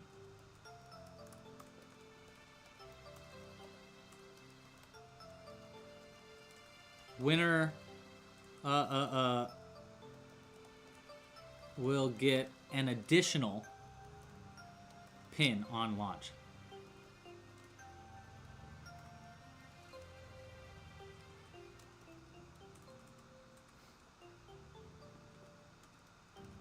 Okay. So we're gonna do that. I might fix that up a little later. Okay, now let's go back to this community tab here. You can see this, right? Yeah, you can. Okay, let's see if we refresh it. Yeah! Okay, great. Can I make this so that you can comment? Okay. Oh! So, I hear myself talking, and that's not the right way to do things. I might fix that up a little later. Uh-oh. Okay, now let's go back to this community tab. Oh, there we go. Got it. Okay. So, we need to copy this. Yeah! Okay, great. I don't know where I'm coming from right now. I can hear myself talking, but I don't know where it is. There it is. Bah. Okie dokie, artichokes. We're gonna put this in the chat right now. Ah, thank you, Cooper.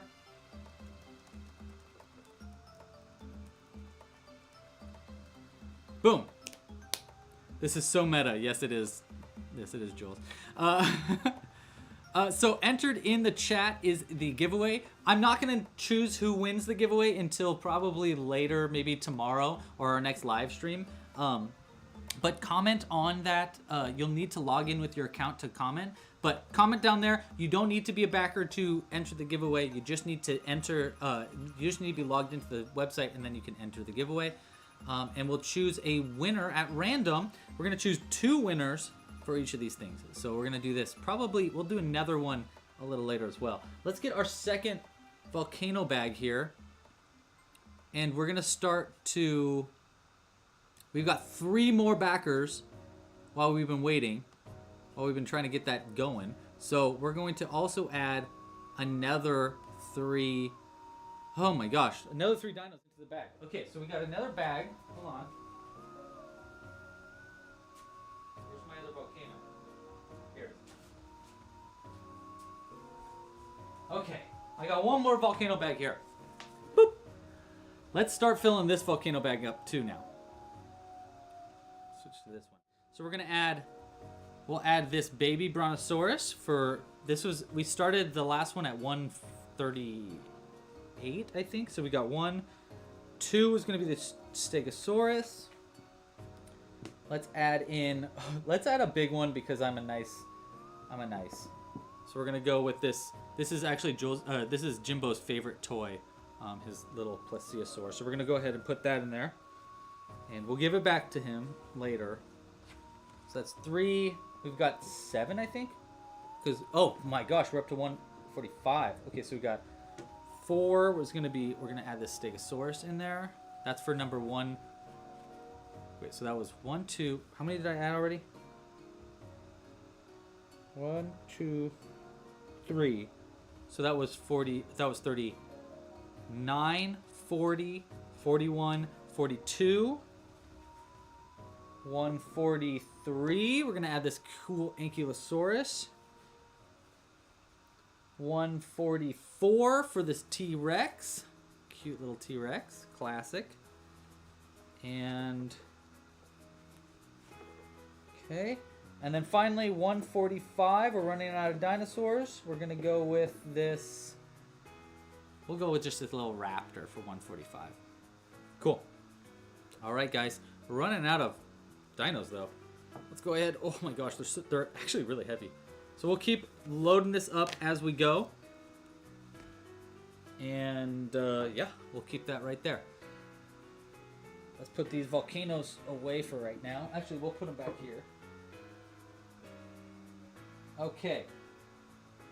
Alright guys, the last thing I wanted to do today is I really want to make a dinosaur with you. So I want to just hang out with the chat and make some dinos. So we're going to switch. Actually, you know what? Hands are great. Let's go ahead and put this away though. What kind of dino would you like me to make though?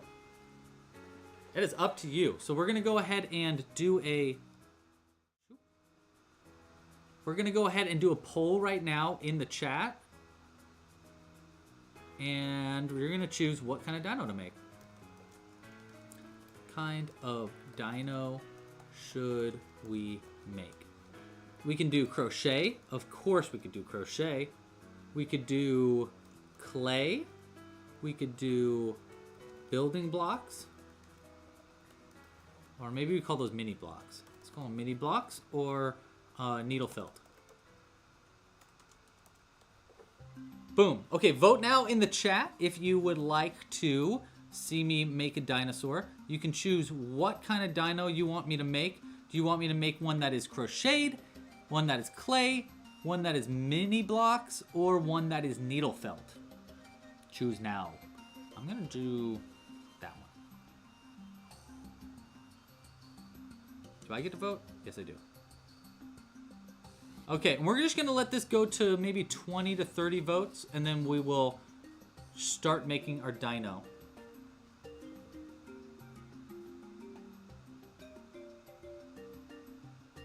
Oh, Zoe's so funny. Zoe said, I'm not gonna enter the giveaway because I already bought a full set of pins. Zoe, you're amazing. I will give you extra pins though if you win. Because you're automatically entered the giveaway for being a backer. Okay. Let's see.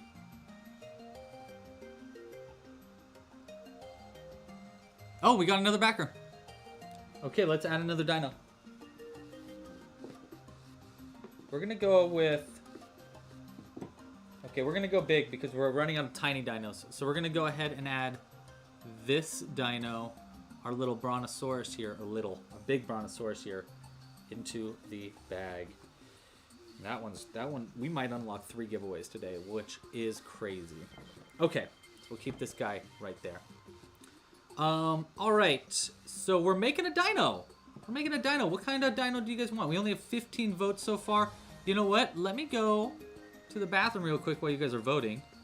I will be right back, though. Seriously, like, just give me a second. I'll be right back. And vote on the dino.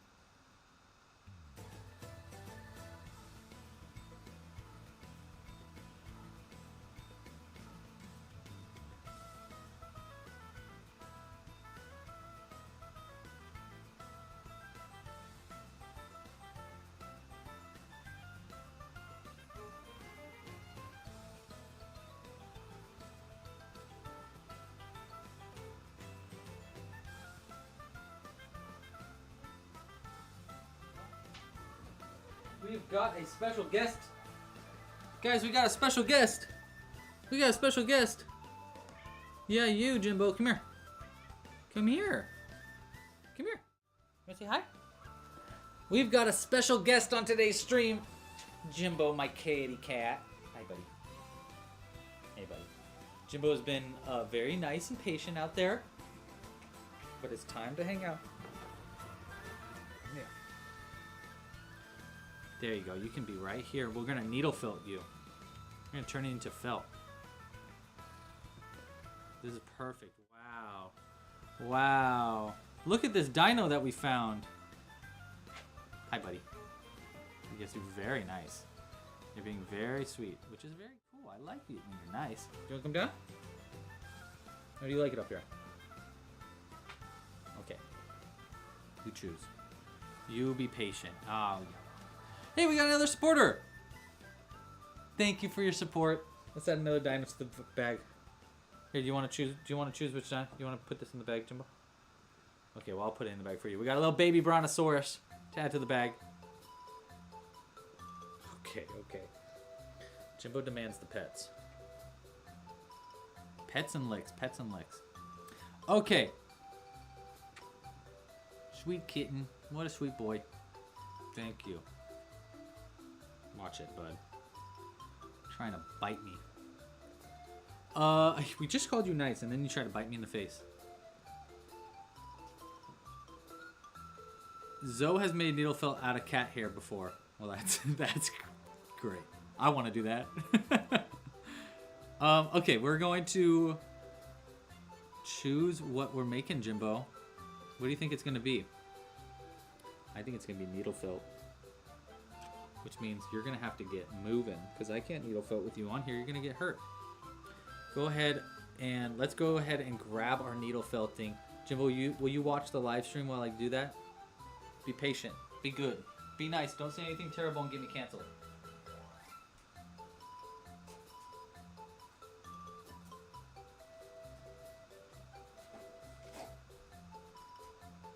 Alright, bud. This is going to be a big project, buddy. We're going to be making a needle felted toy. I think. Right? We need to end the poll. Yes, we are making needle felt, I think, buddy. End it! We're making a needle felted character. I think what we should do, buddy, is I think we should make a needle felted Triceratops. What do you guys think? Here, come on down. Come on down. Are you gonna lay there? Okay, well this is gonna be very difficult with you here. But that's alright. We're gonna make a needle felted Triceratops, and we're gonna start by making just a big ball of fluff. Basically a U.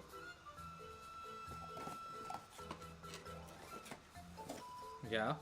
You see, this is not gonna be possible to do with you here. Okay, we're gonna start by just making a big ball. We're gonna make a triceratops because I think a triceratops would be the easiest one right now. So we're just gonna make a ball. It's gonna be like a little oval ball. It's like this maybe. Ooh, that's a pretty lumpy ball though. Get these little fuzzies out of here. Don't bite me.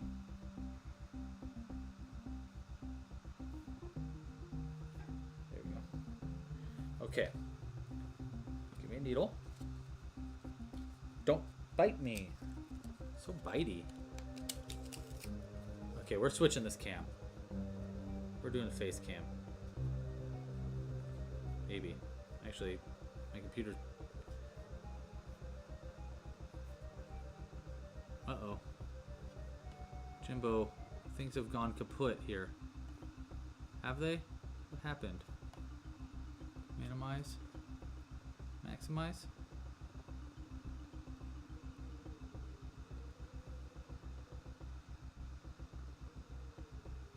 Did I do it?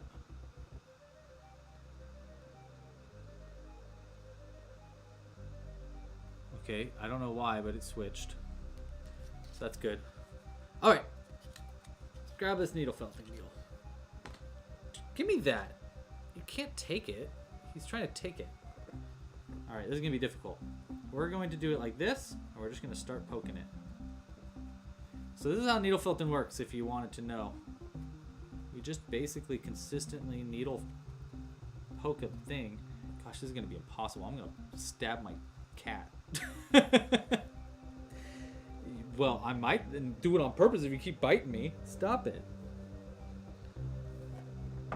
No. No. We shouldn't have even offered the needle felting version, bud. We should have done something easier.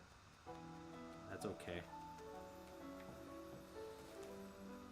Just get out of my way. Good boy. Good boy. Hey, we got another backer, Jimbo. You want to add a dino? This one? Yeah? Okay. Jimbo likes this dino. Okay, so not that dino. Okay, we're gonna do it. Give me the dino. We're gonna add it to the volcano. Alright. Another dino. Thank you, Mr. or Mrs. 148. Thank you for your support. Add it to the volcano. And I think we need to start with a better... Did you knock it on a volcano? Why'd you do that?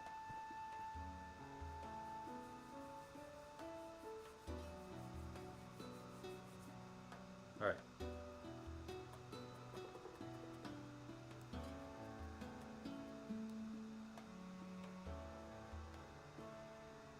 You know what? We're gonna try this again.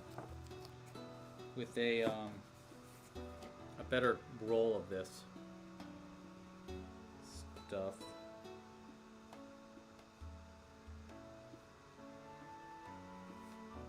Yeah. I'm gonna make a wonky looking, nice wonky looking triceratops.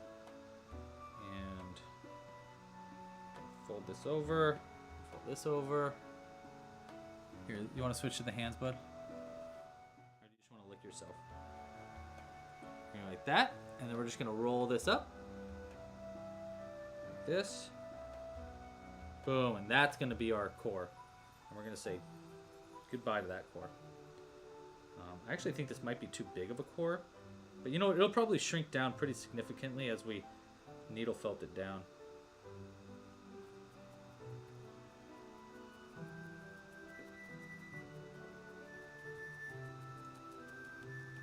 So every time, by the way, how needle felting works is every time I stab this, it adds like more density. Like it kind of like connects all of the felt together and turns it into like this big hunk of felt. So needle felting does take a second to like do. It's not as quick as crochet. So I don't know if we'll actually end up finishing this on the cam. I hope we do, but I don't know if we will. I'm just kind of like holding and tucking together and trying to turn it into one big mush of fuzz. And then we're going to end up adding a color on top of this color. So that way the base of our dino is white, and we don't have to use a bunch of color to create a new base. You know what I mean? You know what I mean, Jelly Bean? Jelly Bean, do you know what I mean?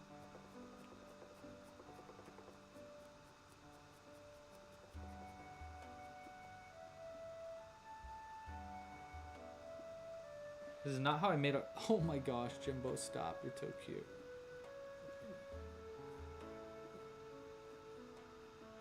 Hi. Hey. Thank you. Ow. Oh, Raven Wolf was back at number 5 this morning. Thank you for your support, Raven Wolf.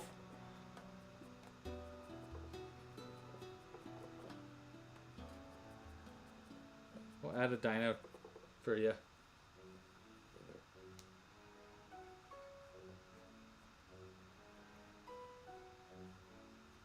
This is so not looking right.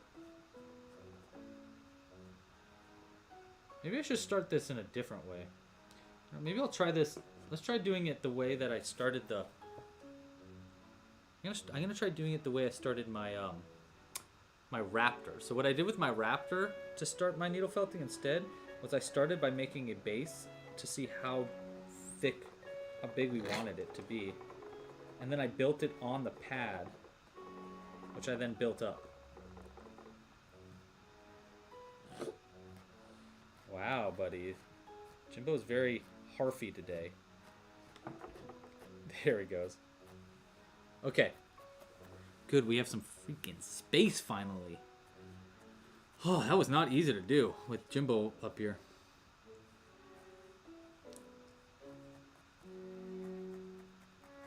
Oh my gosh. Zoe, you did mouse taxidermy? That's awesome. What? That's crazy. Okay. So now we've got kind of a base, and we're gonna try building our guy up from this base instead, and then just peeling the base off of the bottom. So then maybe this will be the better way to do it. I don't know. This is how I did my last one though. So I just started with a solid base like this, and then added felt on it. And every time you stab it, you can see it kind of like molds it just barely. So it's a very like, honestly, it's actually a super relaxing hobby. I really like this one a lot. Okay.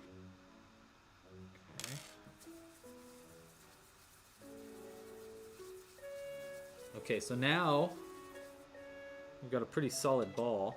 I'm just gonna stab that in.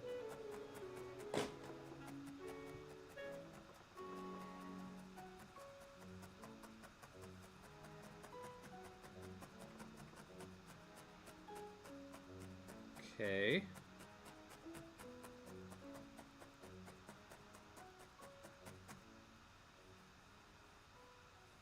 Okay. Let's add a lot more. Like this. We want just like a big ball of fuzz here to get just a base.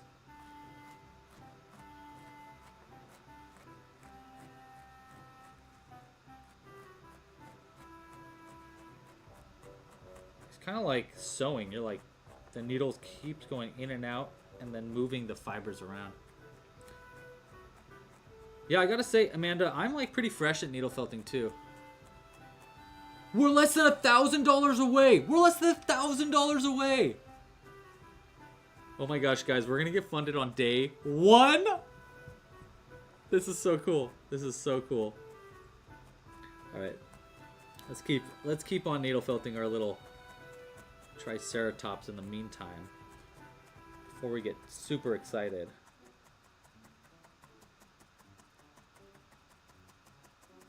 Hold on, I got a better needle felting tool that can be helpful here.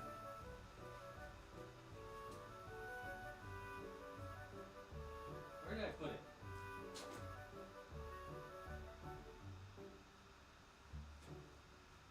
Jimbo, where's the rest of the needle felting stuff? Huh. I don't know where I put it. Oh well. I guess we're doing it like this. I don't know where I put it.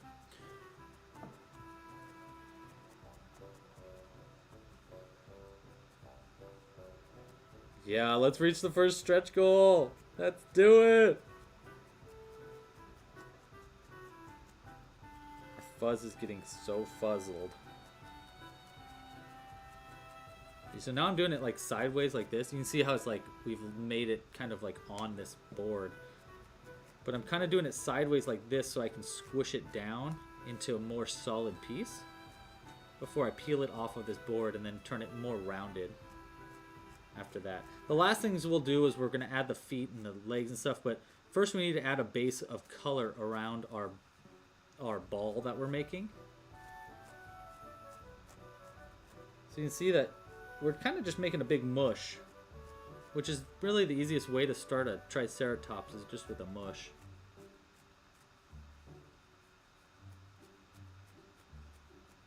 Okay.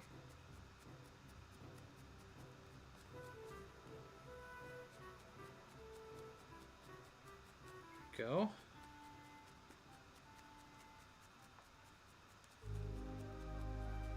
Look at this ball of mush. We've really turned this ball into like more of a ball, which is nice. Okay, so let's go ahead and peel this off. And now we've got a big old ball of mush. I'm just going to turn it more rounded now.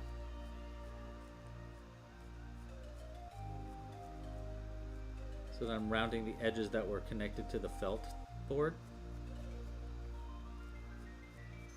And then we're going to cover this in color in just a moment too. Yes. Oh, thank you, Cooper. Yes. Nice reminder. Please, if you haven't, please share this project with someone that you think might also like it. That is a really good way to support this project in other ways other than actually like financially supporting it. All you need to do is go to lavarungame.com and support, and just share it with someone that you think might like it. Because the more people that support, the better, obviously, but also it'd be fun. Then you guys can make your little dinos together and then play a game. And I just think that'd be really cute and fun. Okay. So we've got kind of like a little ball of fuzz here. And you know what? I think that's all right for a core. We got this little tiny turd of fuzz. Now what we can do is choose a color. I think we should make it green. I don't have a green one yet. Green or pink? What do you guys think? Well, you know, we don't have very much pink. Because I think I've used a lot of it. Green, pink, we got red, but we've already kind of used some of that one. I think we should go with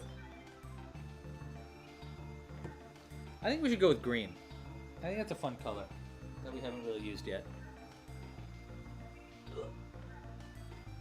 All right, let's do it. We're gonna go green.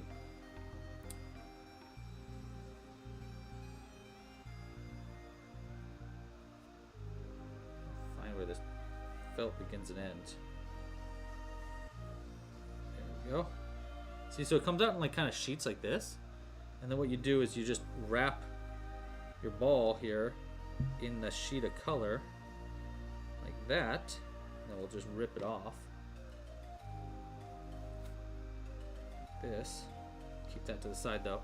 And then now we can just cover it in our green so that we don't need to waste a bunch of green. We can instead just surround the white that we already have in green.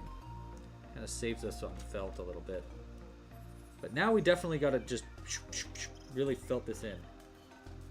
So I'm going to start by creating a line across around it to keep the felt in place. And then after that, we'll start just stabbing it all over this guy.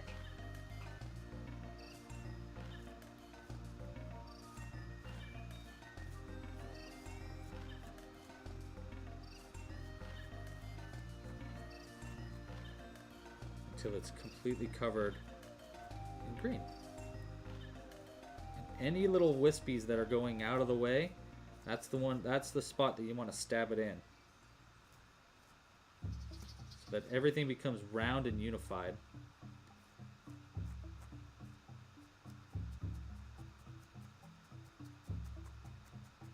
find this is a lot of like trial and error. Not like trial and error necessarily, but just a lot of like consistently altering and fixing it and changing it as you go.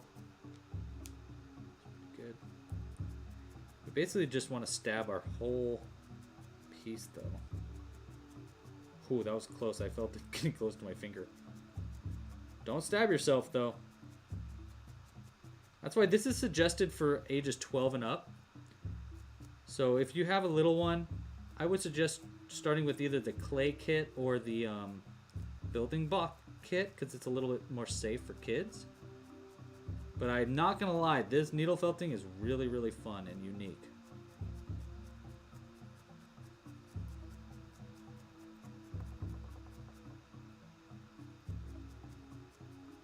Green with pink stripes. Okay, I think we can do that.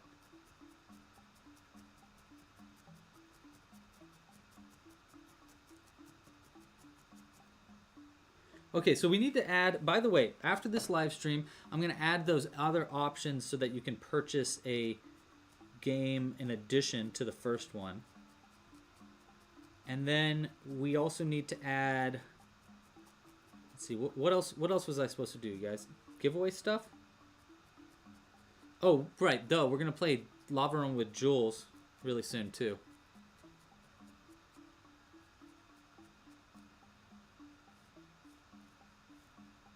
Get on that backer train, Christina!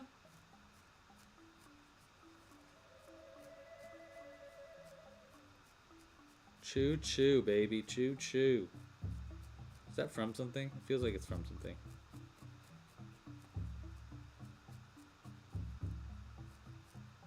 Nice.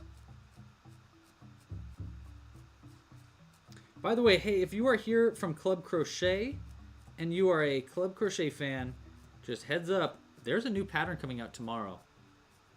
Brand spanking new pattern that I've been working on for a long time as part of this campaign. And it is coming out tomorrow. So all you need to do to get notified about that is subscribe to the channel, hit the little bell icon so you don't miss it when we come out with new videos. And yeah, there's going to be a brand new pattern, new dino. Maybe one of my faves.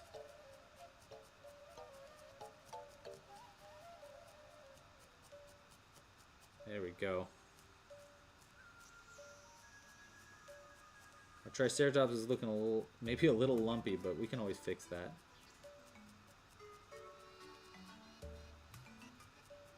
Just, it feels so chaotic when you're first doing this, but then as you get going and it gets smaller and smaller, it just starts to feel so like, I don't know. You start to feel the control that you have with this, and you're like, wow, actually, I've got a lot of control with this, you know?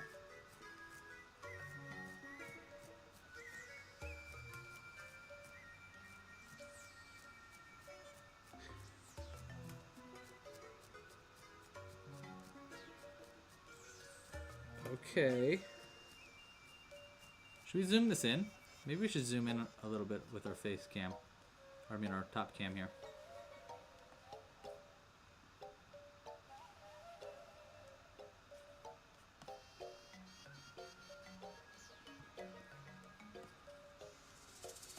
Will we? Yes. Oh my gosh. I think I've like totally doinked my computer up though. It's so slow.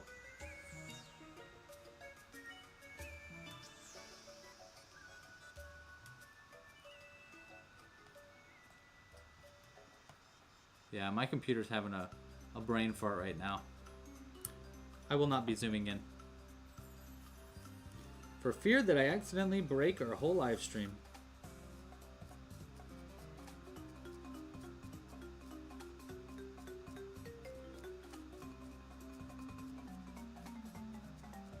Okay, so next up, we have like a nice green slime ball here to start with.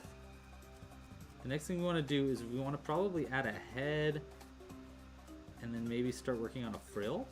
What do you think?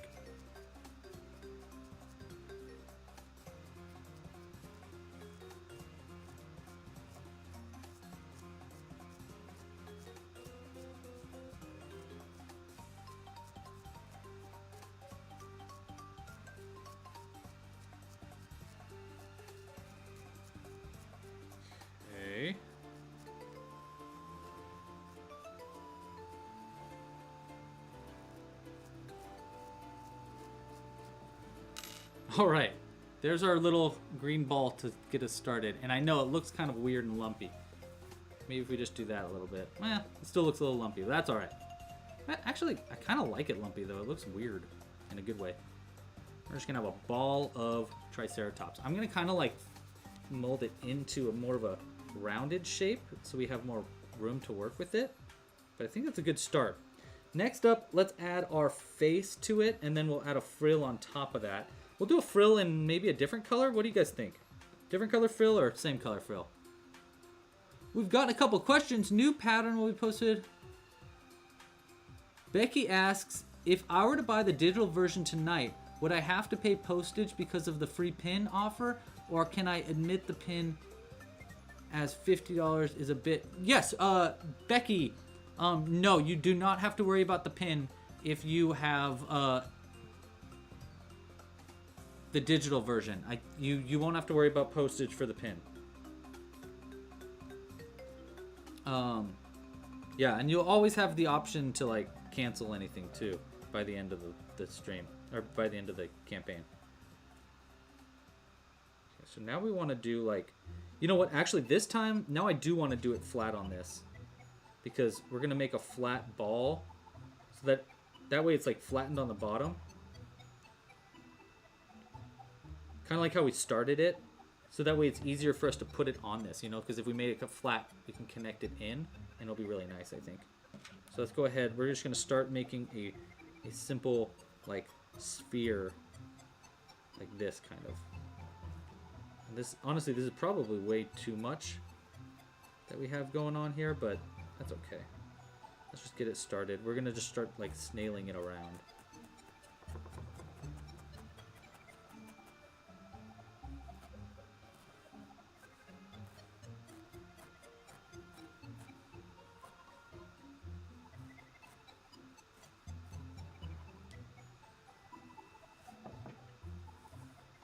Oopsies, kind of messed up our start here.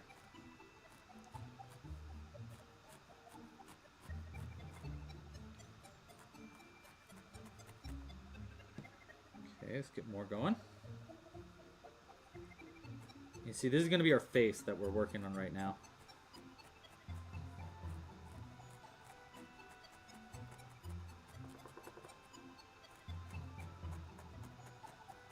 So if I make this pad, it'll give us more room to work with. So we're kind of making like this flat bit, and then we're going to build up on it.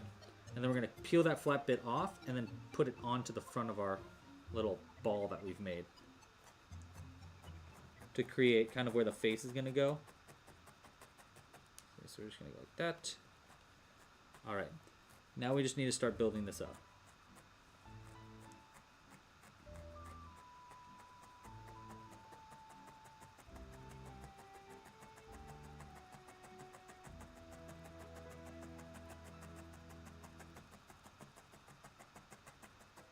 Kind of fun, you know? It's very cathartic to just be poking something a bunch.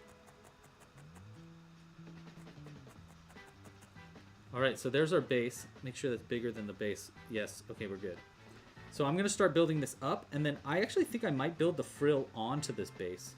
That would make a lot of sense. Don't get stabbed. Jules says don't get stabbed. Shh. Fine. But what if I want to?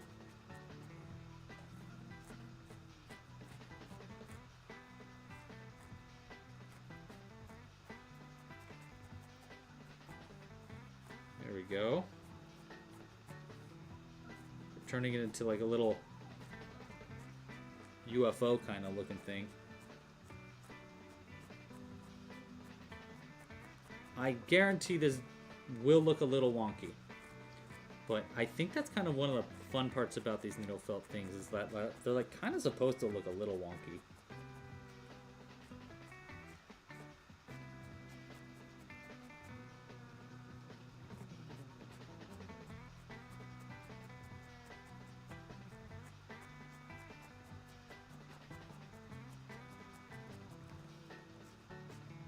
Okay.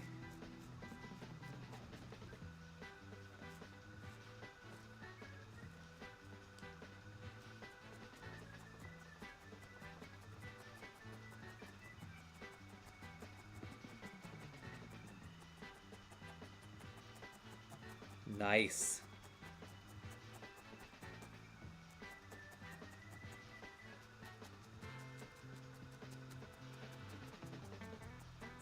Okay, now we've got this nice little dense ball. I'm going to keep building it on this, but you can kind of see how when we peel this off, we're just going to put this onto the body, and we're just going to needle felt it into it.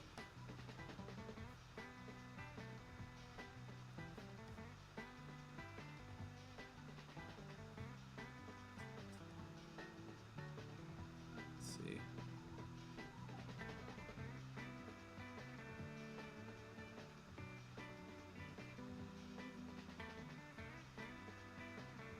Scale.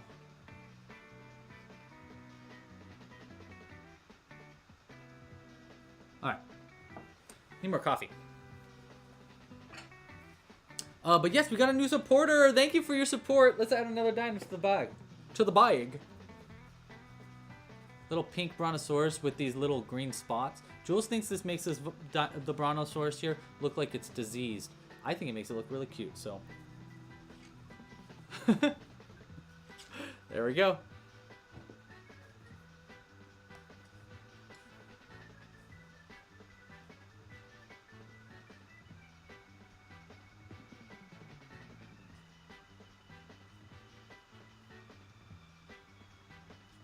All right.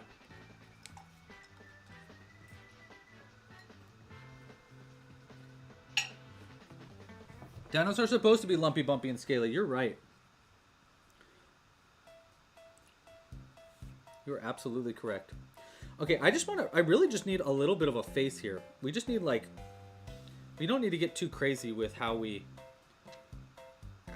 big we add our face, because I just need it to be like a little bigger on the bottom of the face than it is on the top, so it kind of has like a curve to it. And then I'm gonna add the horns on it, but the horns are just gonna be like, we're just gonna add a little something to the face, and so they'll add shaping to the face is what I'm trying to say. So we don't need to like stress too much about how the shaping of using this green is, because the horns are gonna. I got myself. Oh, we're good. I'm not bleeding. I did poke myself though. I thought I would be bleeding, but we're good. Let's keep going. It hurt. Hurt real bad.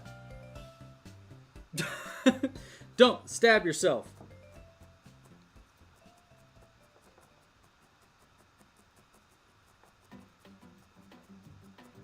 We're gonna hold our finger out more now, because we have successfully stabbed ourselves once.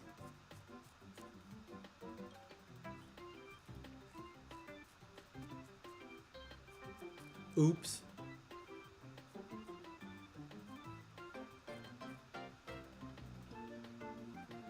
How's that? Okay, and we're obviously gonna add the bits to that part. Let's peel this off.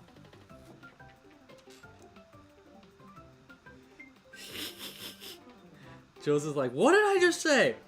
I said, don't stab yourself. And then there I go stabbing myself.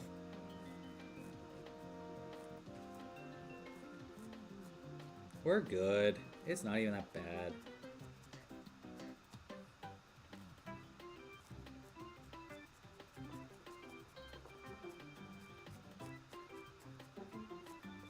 Okay.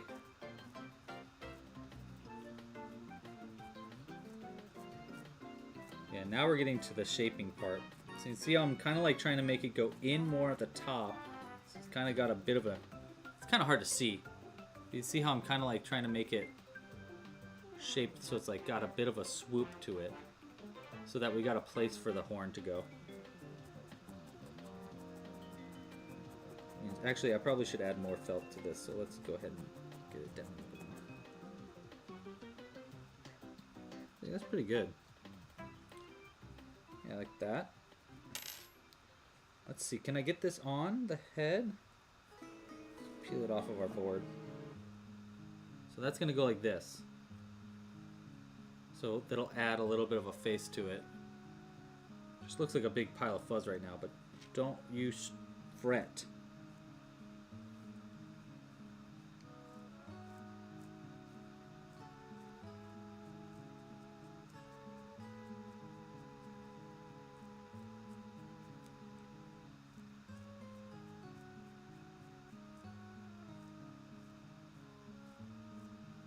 Crafting related injuries, they're gonna happen anyhow.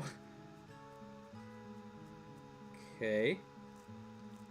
That's not too bad. I think we've got that pretty well put together.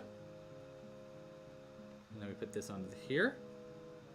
Now do we go ahead and just add it and then we add our frill? Yeah, let's do it that way. That's kind of how this one was made, was it was all like a ball first and then you added the frill after. So let's go ahead and do it that way. So I'm just going to start stabbing this in so that it connects to the body.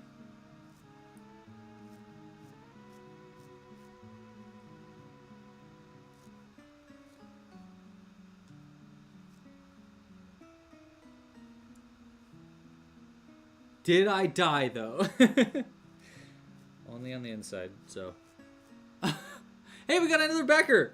Thank you for your support. We're so close, you guys. We're only $750 away from the campaign. We're gonna add this to our volcano bag, which for some reason I put over to the side.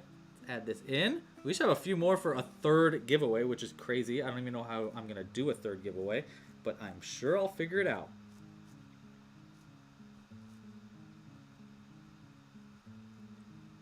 Sure, I'll figure it out. Okay.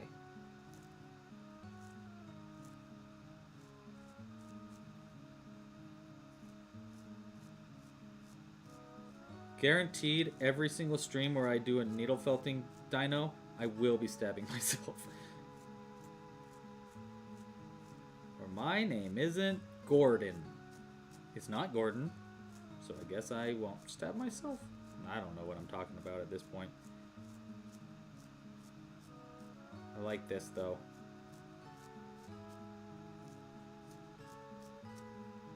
Okay, we got kind of a duty looking little head here.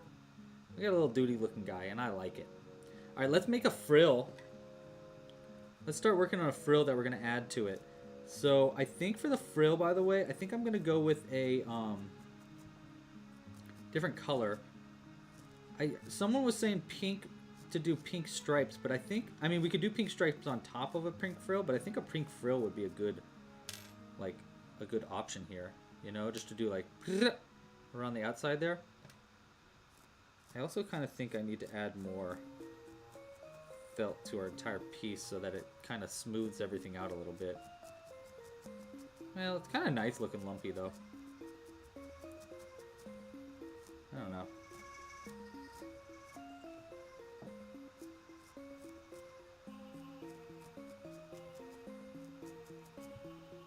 Nice. Okay. So we got a little head, a little body.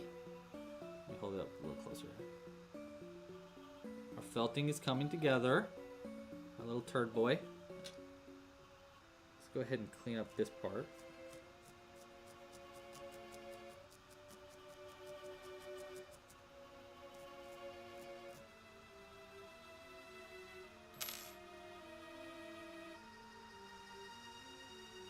That's pretty good. Here's another closer up look. All right, let's make a frill in pink.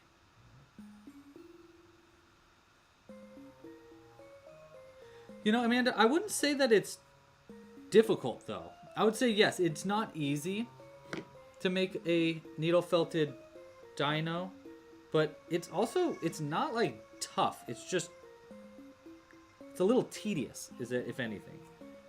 But it's kind of like a nice tedious. So wait, this needs to be up and around, so it's like this big. Okay.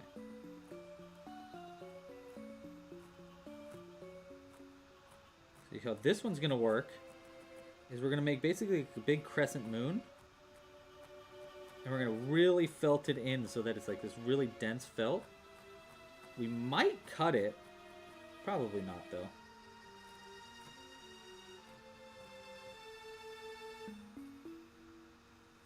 There we go.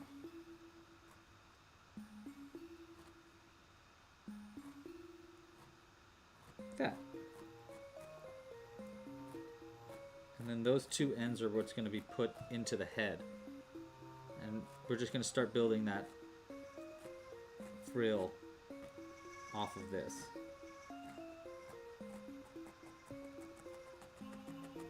But our goal here is we really want to make this dense. You see how I'm starting to build the edge of it?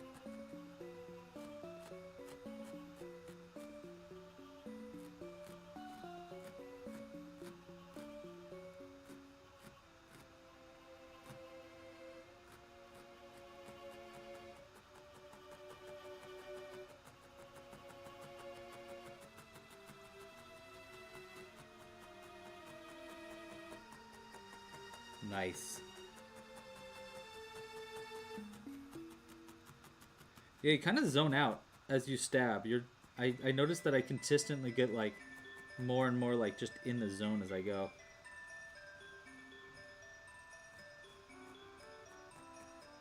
Okay.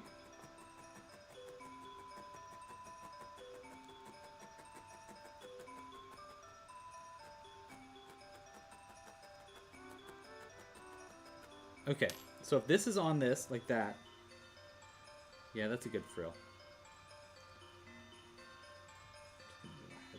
Kind of lift it off of it a little bit so that it doesn't get too connected.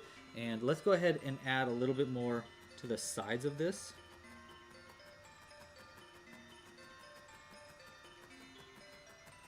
I also think I might need a different kind of felting thing here so that this gets more, oopsies, more, easier to remove from it. You know what? Actually, yeah, we're gonna do that. Let me grab this real quick.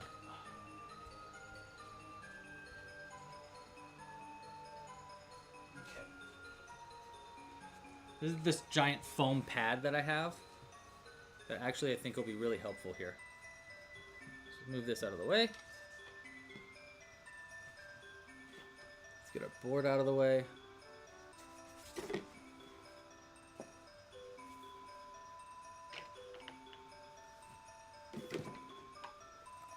Out of here. Okay. Boom. Now we got some more space to work with.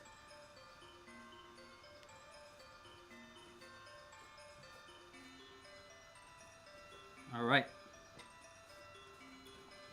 So I think this will be a little bit easier. What is the square base dealio you're stabbing into? Is that included in the felting add-on? Yes, it is. It is included. It's just like a little, it's like a big square of felt, and it is included with the needle felting kit. It's really helpful though. But the problem with it is that it does start to like stick to the felt, so that's why we're doing it now on a more of a foam board, just to make it a little easier for me to like remove it and shape, because we're doing more detail now.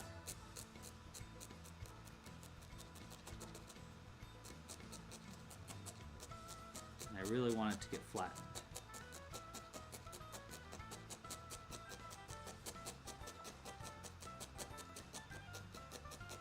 I mean, we are experimenting though. I've only made really like 4 of these dinos. Not even actually.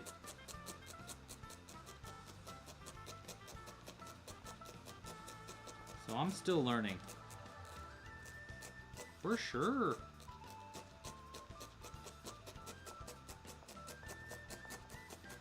So we're about to test this out and see if I peel this off. Yeah, that holds its shape a lot better. Okay.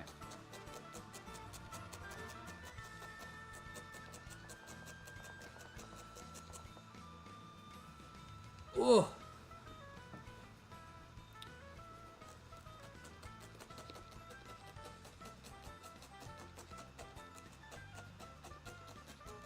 Pretty good, right? Okay, let's try to like make it more shapely, less lumpy, and let's try to give it like some kind of rounded edges. We also might want to add some white to give them like kind of little, I don't know what they would be called, like little beads, little horns kind of on the edges of the antlers, like this. See, I did it on this one. I added like little yellow dots to the outside. I think that'd be fun to do here too. In addition to just like shaping it into more of like a, I don't know, like a rounded frill kind of thing.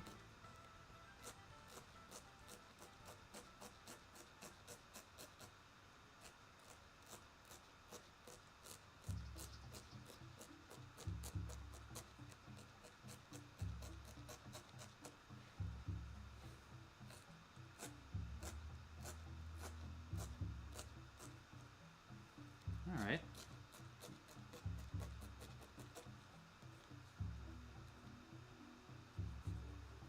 Yeah. Yeah. Yeah.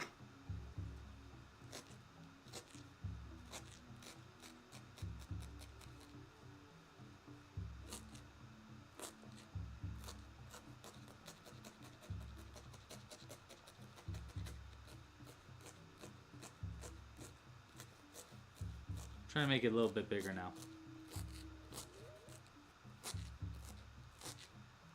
Can you hear it? Can you hear the little click-clacks of me stabbing it in here? I don't know if you can.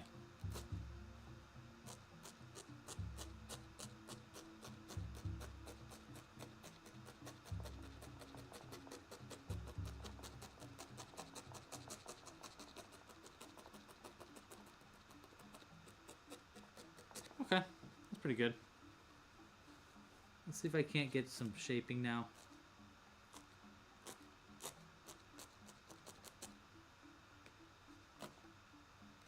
See, I'm kind of like poking in the sides so it makes it a little rounded.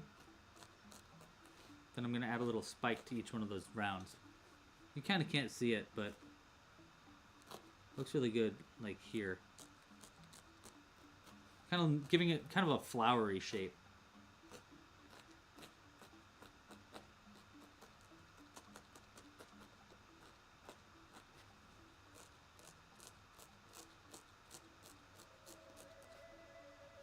That, and then I pull this one in.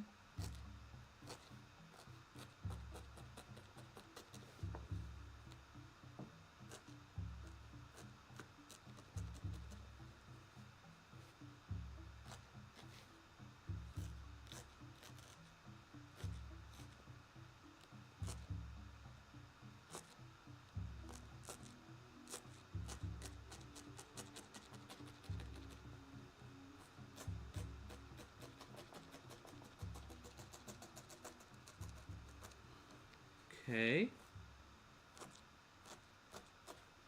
How's that looking? That's not bad. That's not too bad.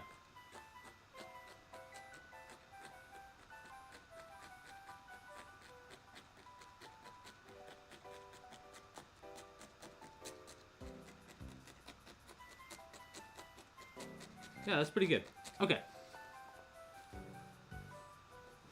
That's pretty good. Will this come off though? Yeah, easy, no problem. Came off, no problem. All right. So we got this part in. It's a pretty dense little piece. I might put it on backwards so that it's not as lumpy on the front, but I don't know.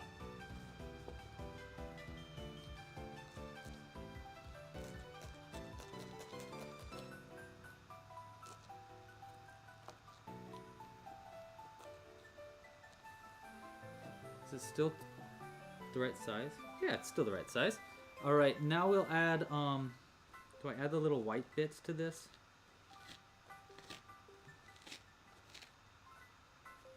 Oh no, our felt kind of got in there. Oh, there we go. That's easy, we can remove it.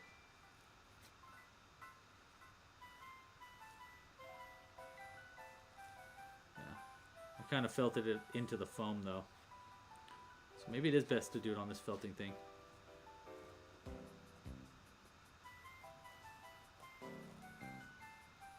We're going to just connect it to the felting thing to get the back side of this down.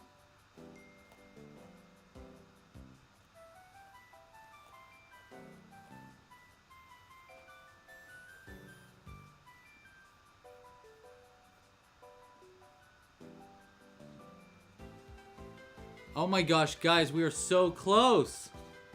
We are only Guys, we are so close. We're only less than 500 away from being successful. How cool.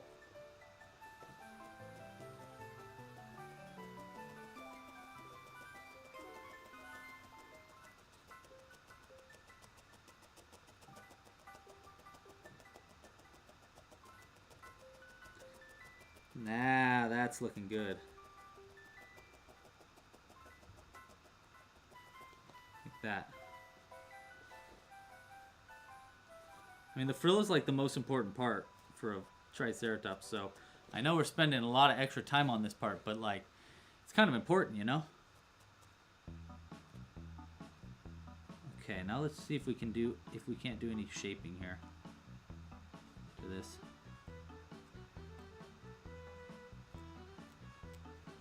I'll get that out of the way. All right, so we're gonna go in here. That. And then in here. See, so I'm doing each of like where the points are for the frill.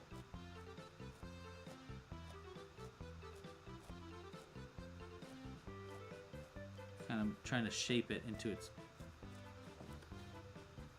into what I'm supposed to be shaping it, like that.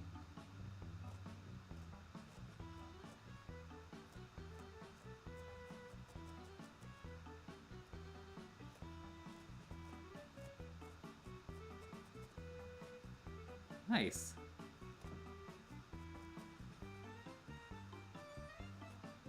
Nice.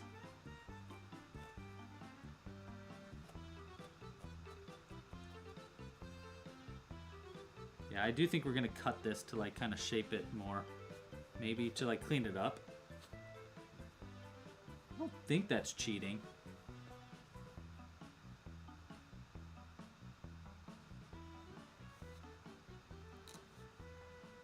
Okay, let's add little dots. You know, maybe we'll do the dots after I connect it to the head, though.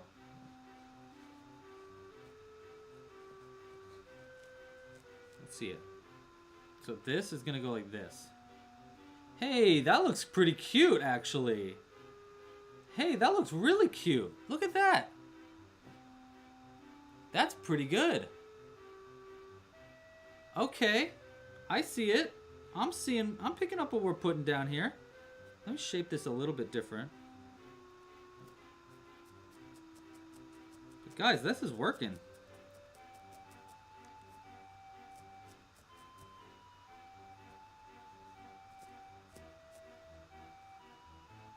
$600 away. Oh my gosh, guys, we're so close. This is awesome. Wow. It's crazy. Crazy. Crazy.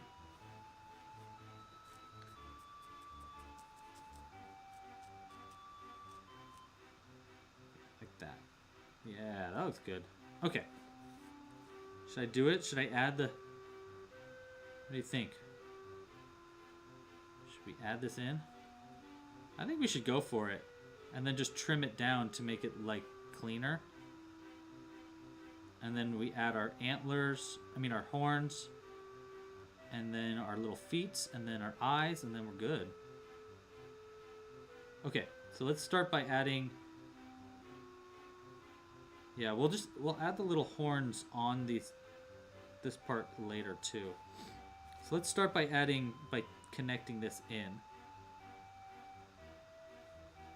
Like that.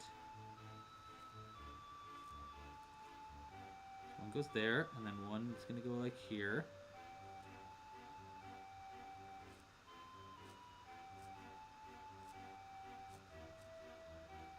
Okay. Oh man, I'm nervous.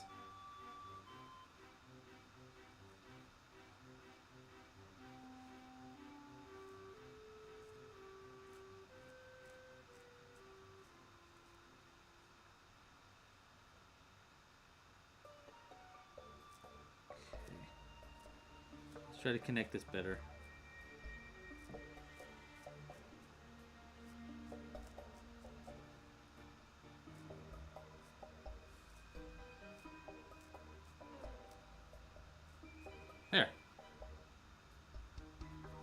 Okay. It needs to be cleaned up, but honestly, it's not bad. Let's go get the... let me grab my scissors real quick. We'll clean this up before we add like our other bits and pieces to this.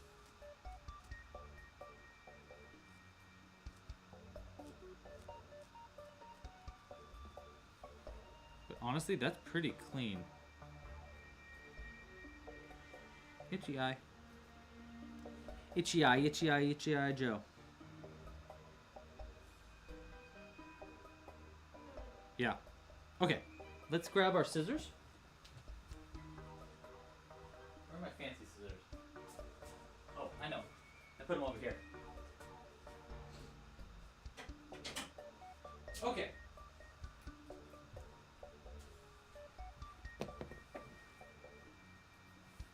Let's go ahead and coffee a little bit more.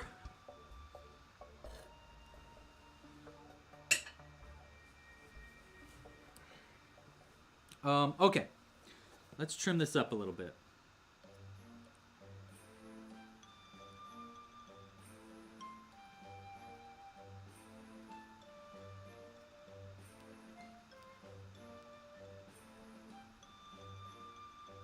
Oh wow, the trimming was really helpful. I'm just trimming the fuzz off of it to reveal all the shaping I've done.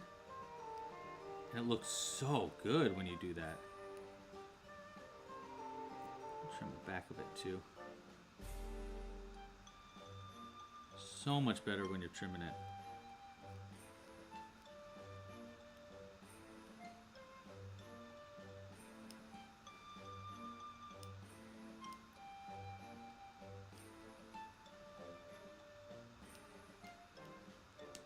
Now this part I do want to trim off to make that more of a point. That's pretty good. And let's go ahead and squish this part in.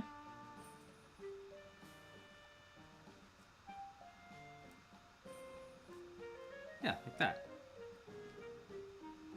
We need another one right here though.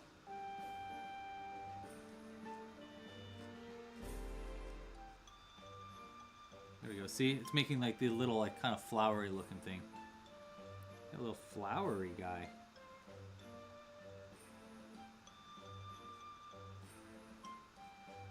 Maybe I should have made the frill more dense.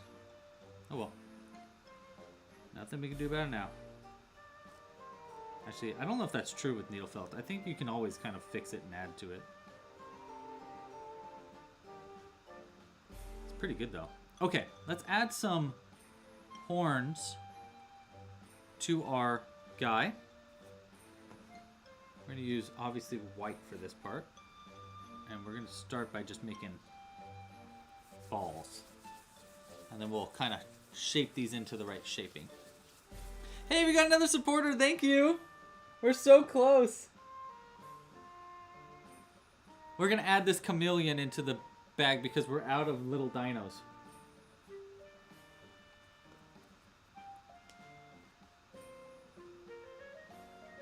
I think that's... yeah, I think we're basically out of tiny dinos. All I have left are big ones. Okay, so here's what we're doing with this horn. So we're gonna like kind of shape the horn on our felting pad. I don't want to make it too big though. Actually, it's probably too big already.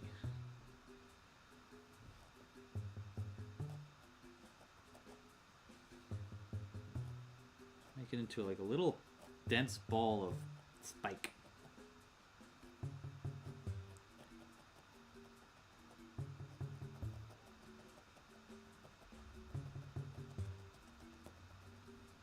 Okay.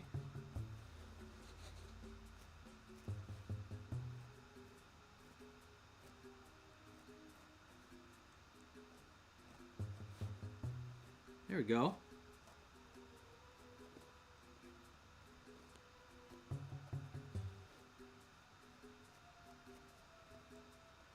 You can't see it, but I think this is exactly what we want. Probably can't see it though because it's so tiny.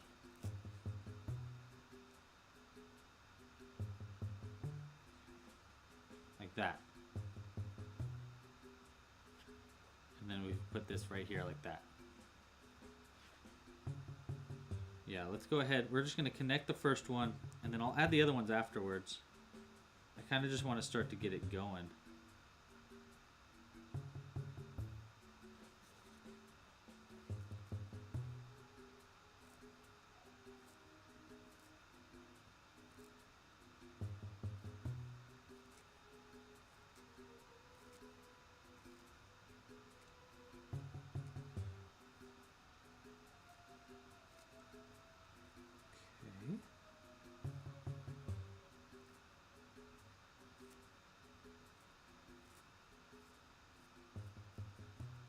Almost stabbed myself, but I didn't.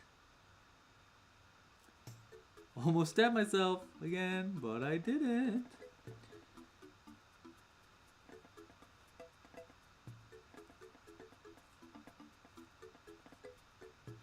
This horn is having a hard time staying in though.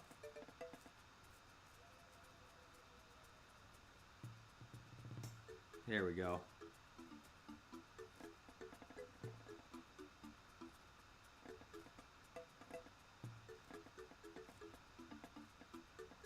Nice. Alright, so there's one. Very cute. Very cute. We need to add 2 more horns. And then we can add little tiny eyes. I think we're going to have to go really tiny on the eyes, because I made this guy so small. I have a problem with my needle felt getting really tiny, because I really felt it in. That's what Jules and my friend Maddie were saying when we were making ours together.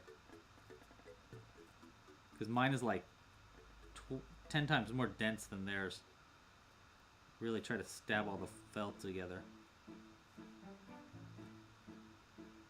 There we go. Okay. Yeah, let's add some more horns.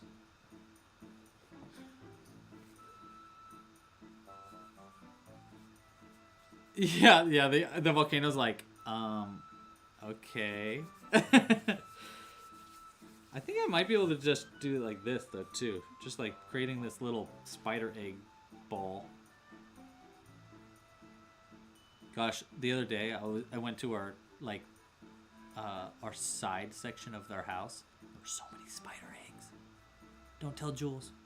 Hey, we got another supporter! Thank you! Let's add, wow, we don't have any more minis. We're adding our big Parasaurolophus into the bag. I don't know if it's going to fit in here. Oh, he fits. We got it. Yeah, look at that. He's lumpy, but the bag is still got enough room for, I think, 1 more dino.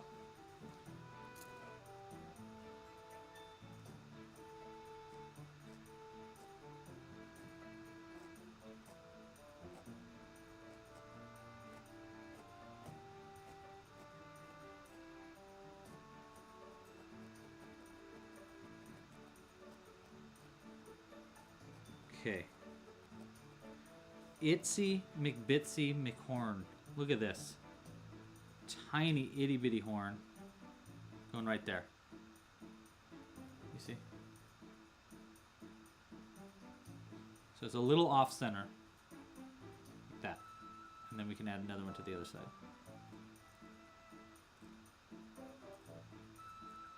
And at this point we need to be kind of gentle with it. We don't want to hurt the rest of our needle felt. Of our progress. We do not want to mess up our progress.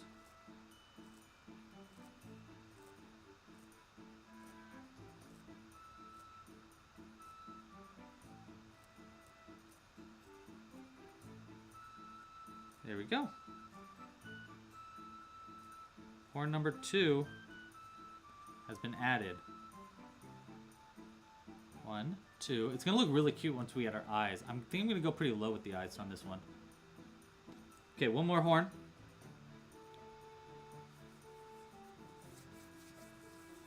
What does backing... What? I'm sorry, I can't read that. What does backing...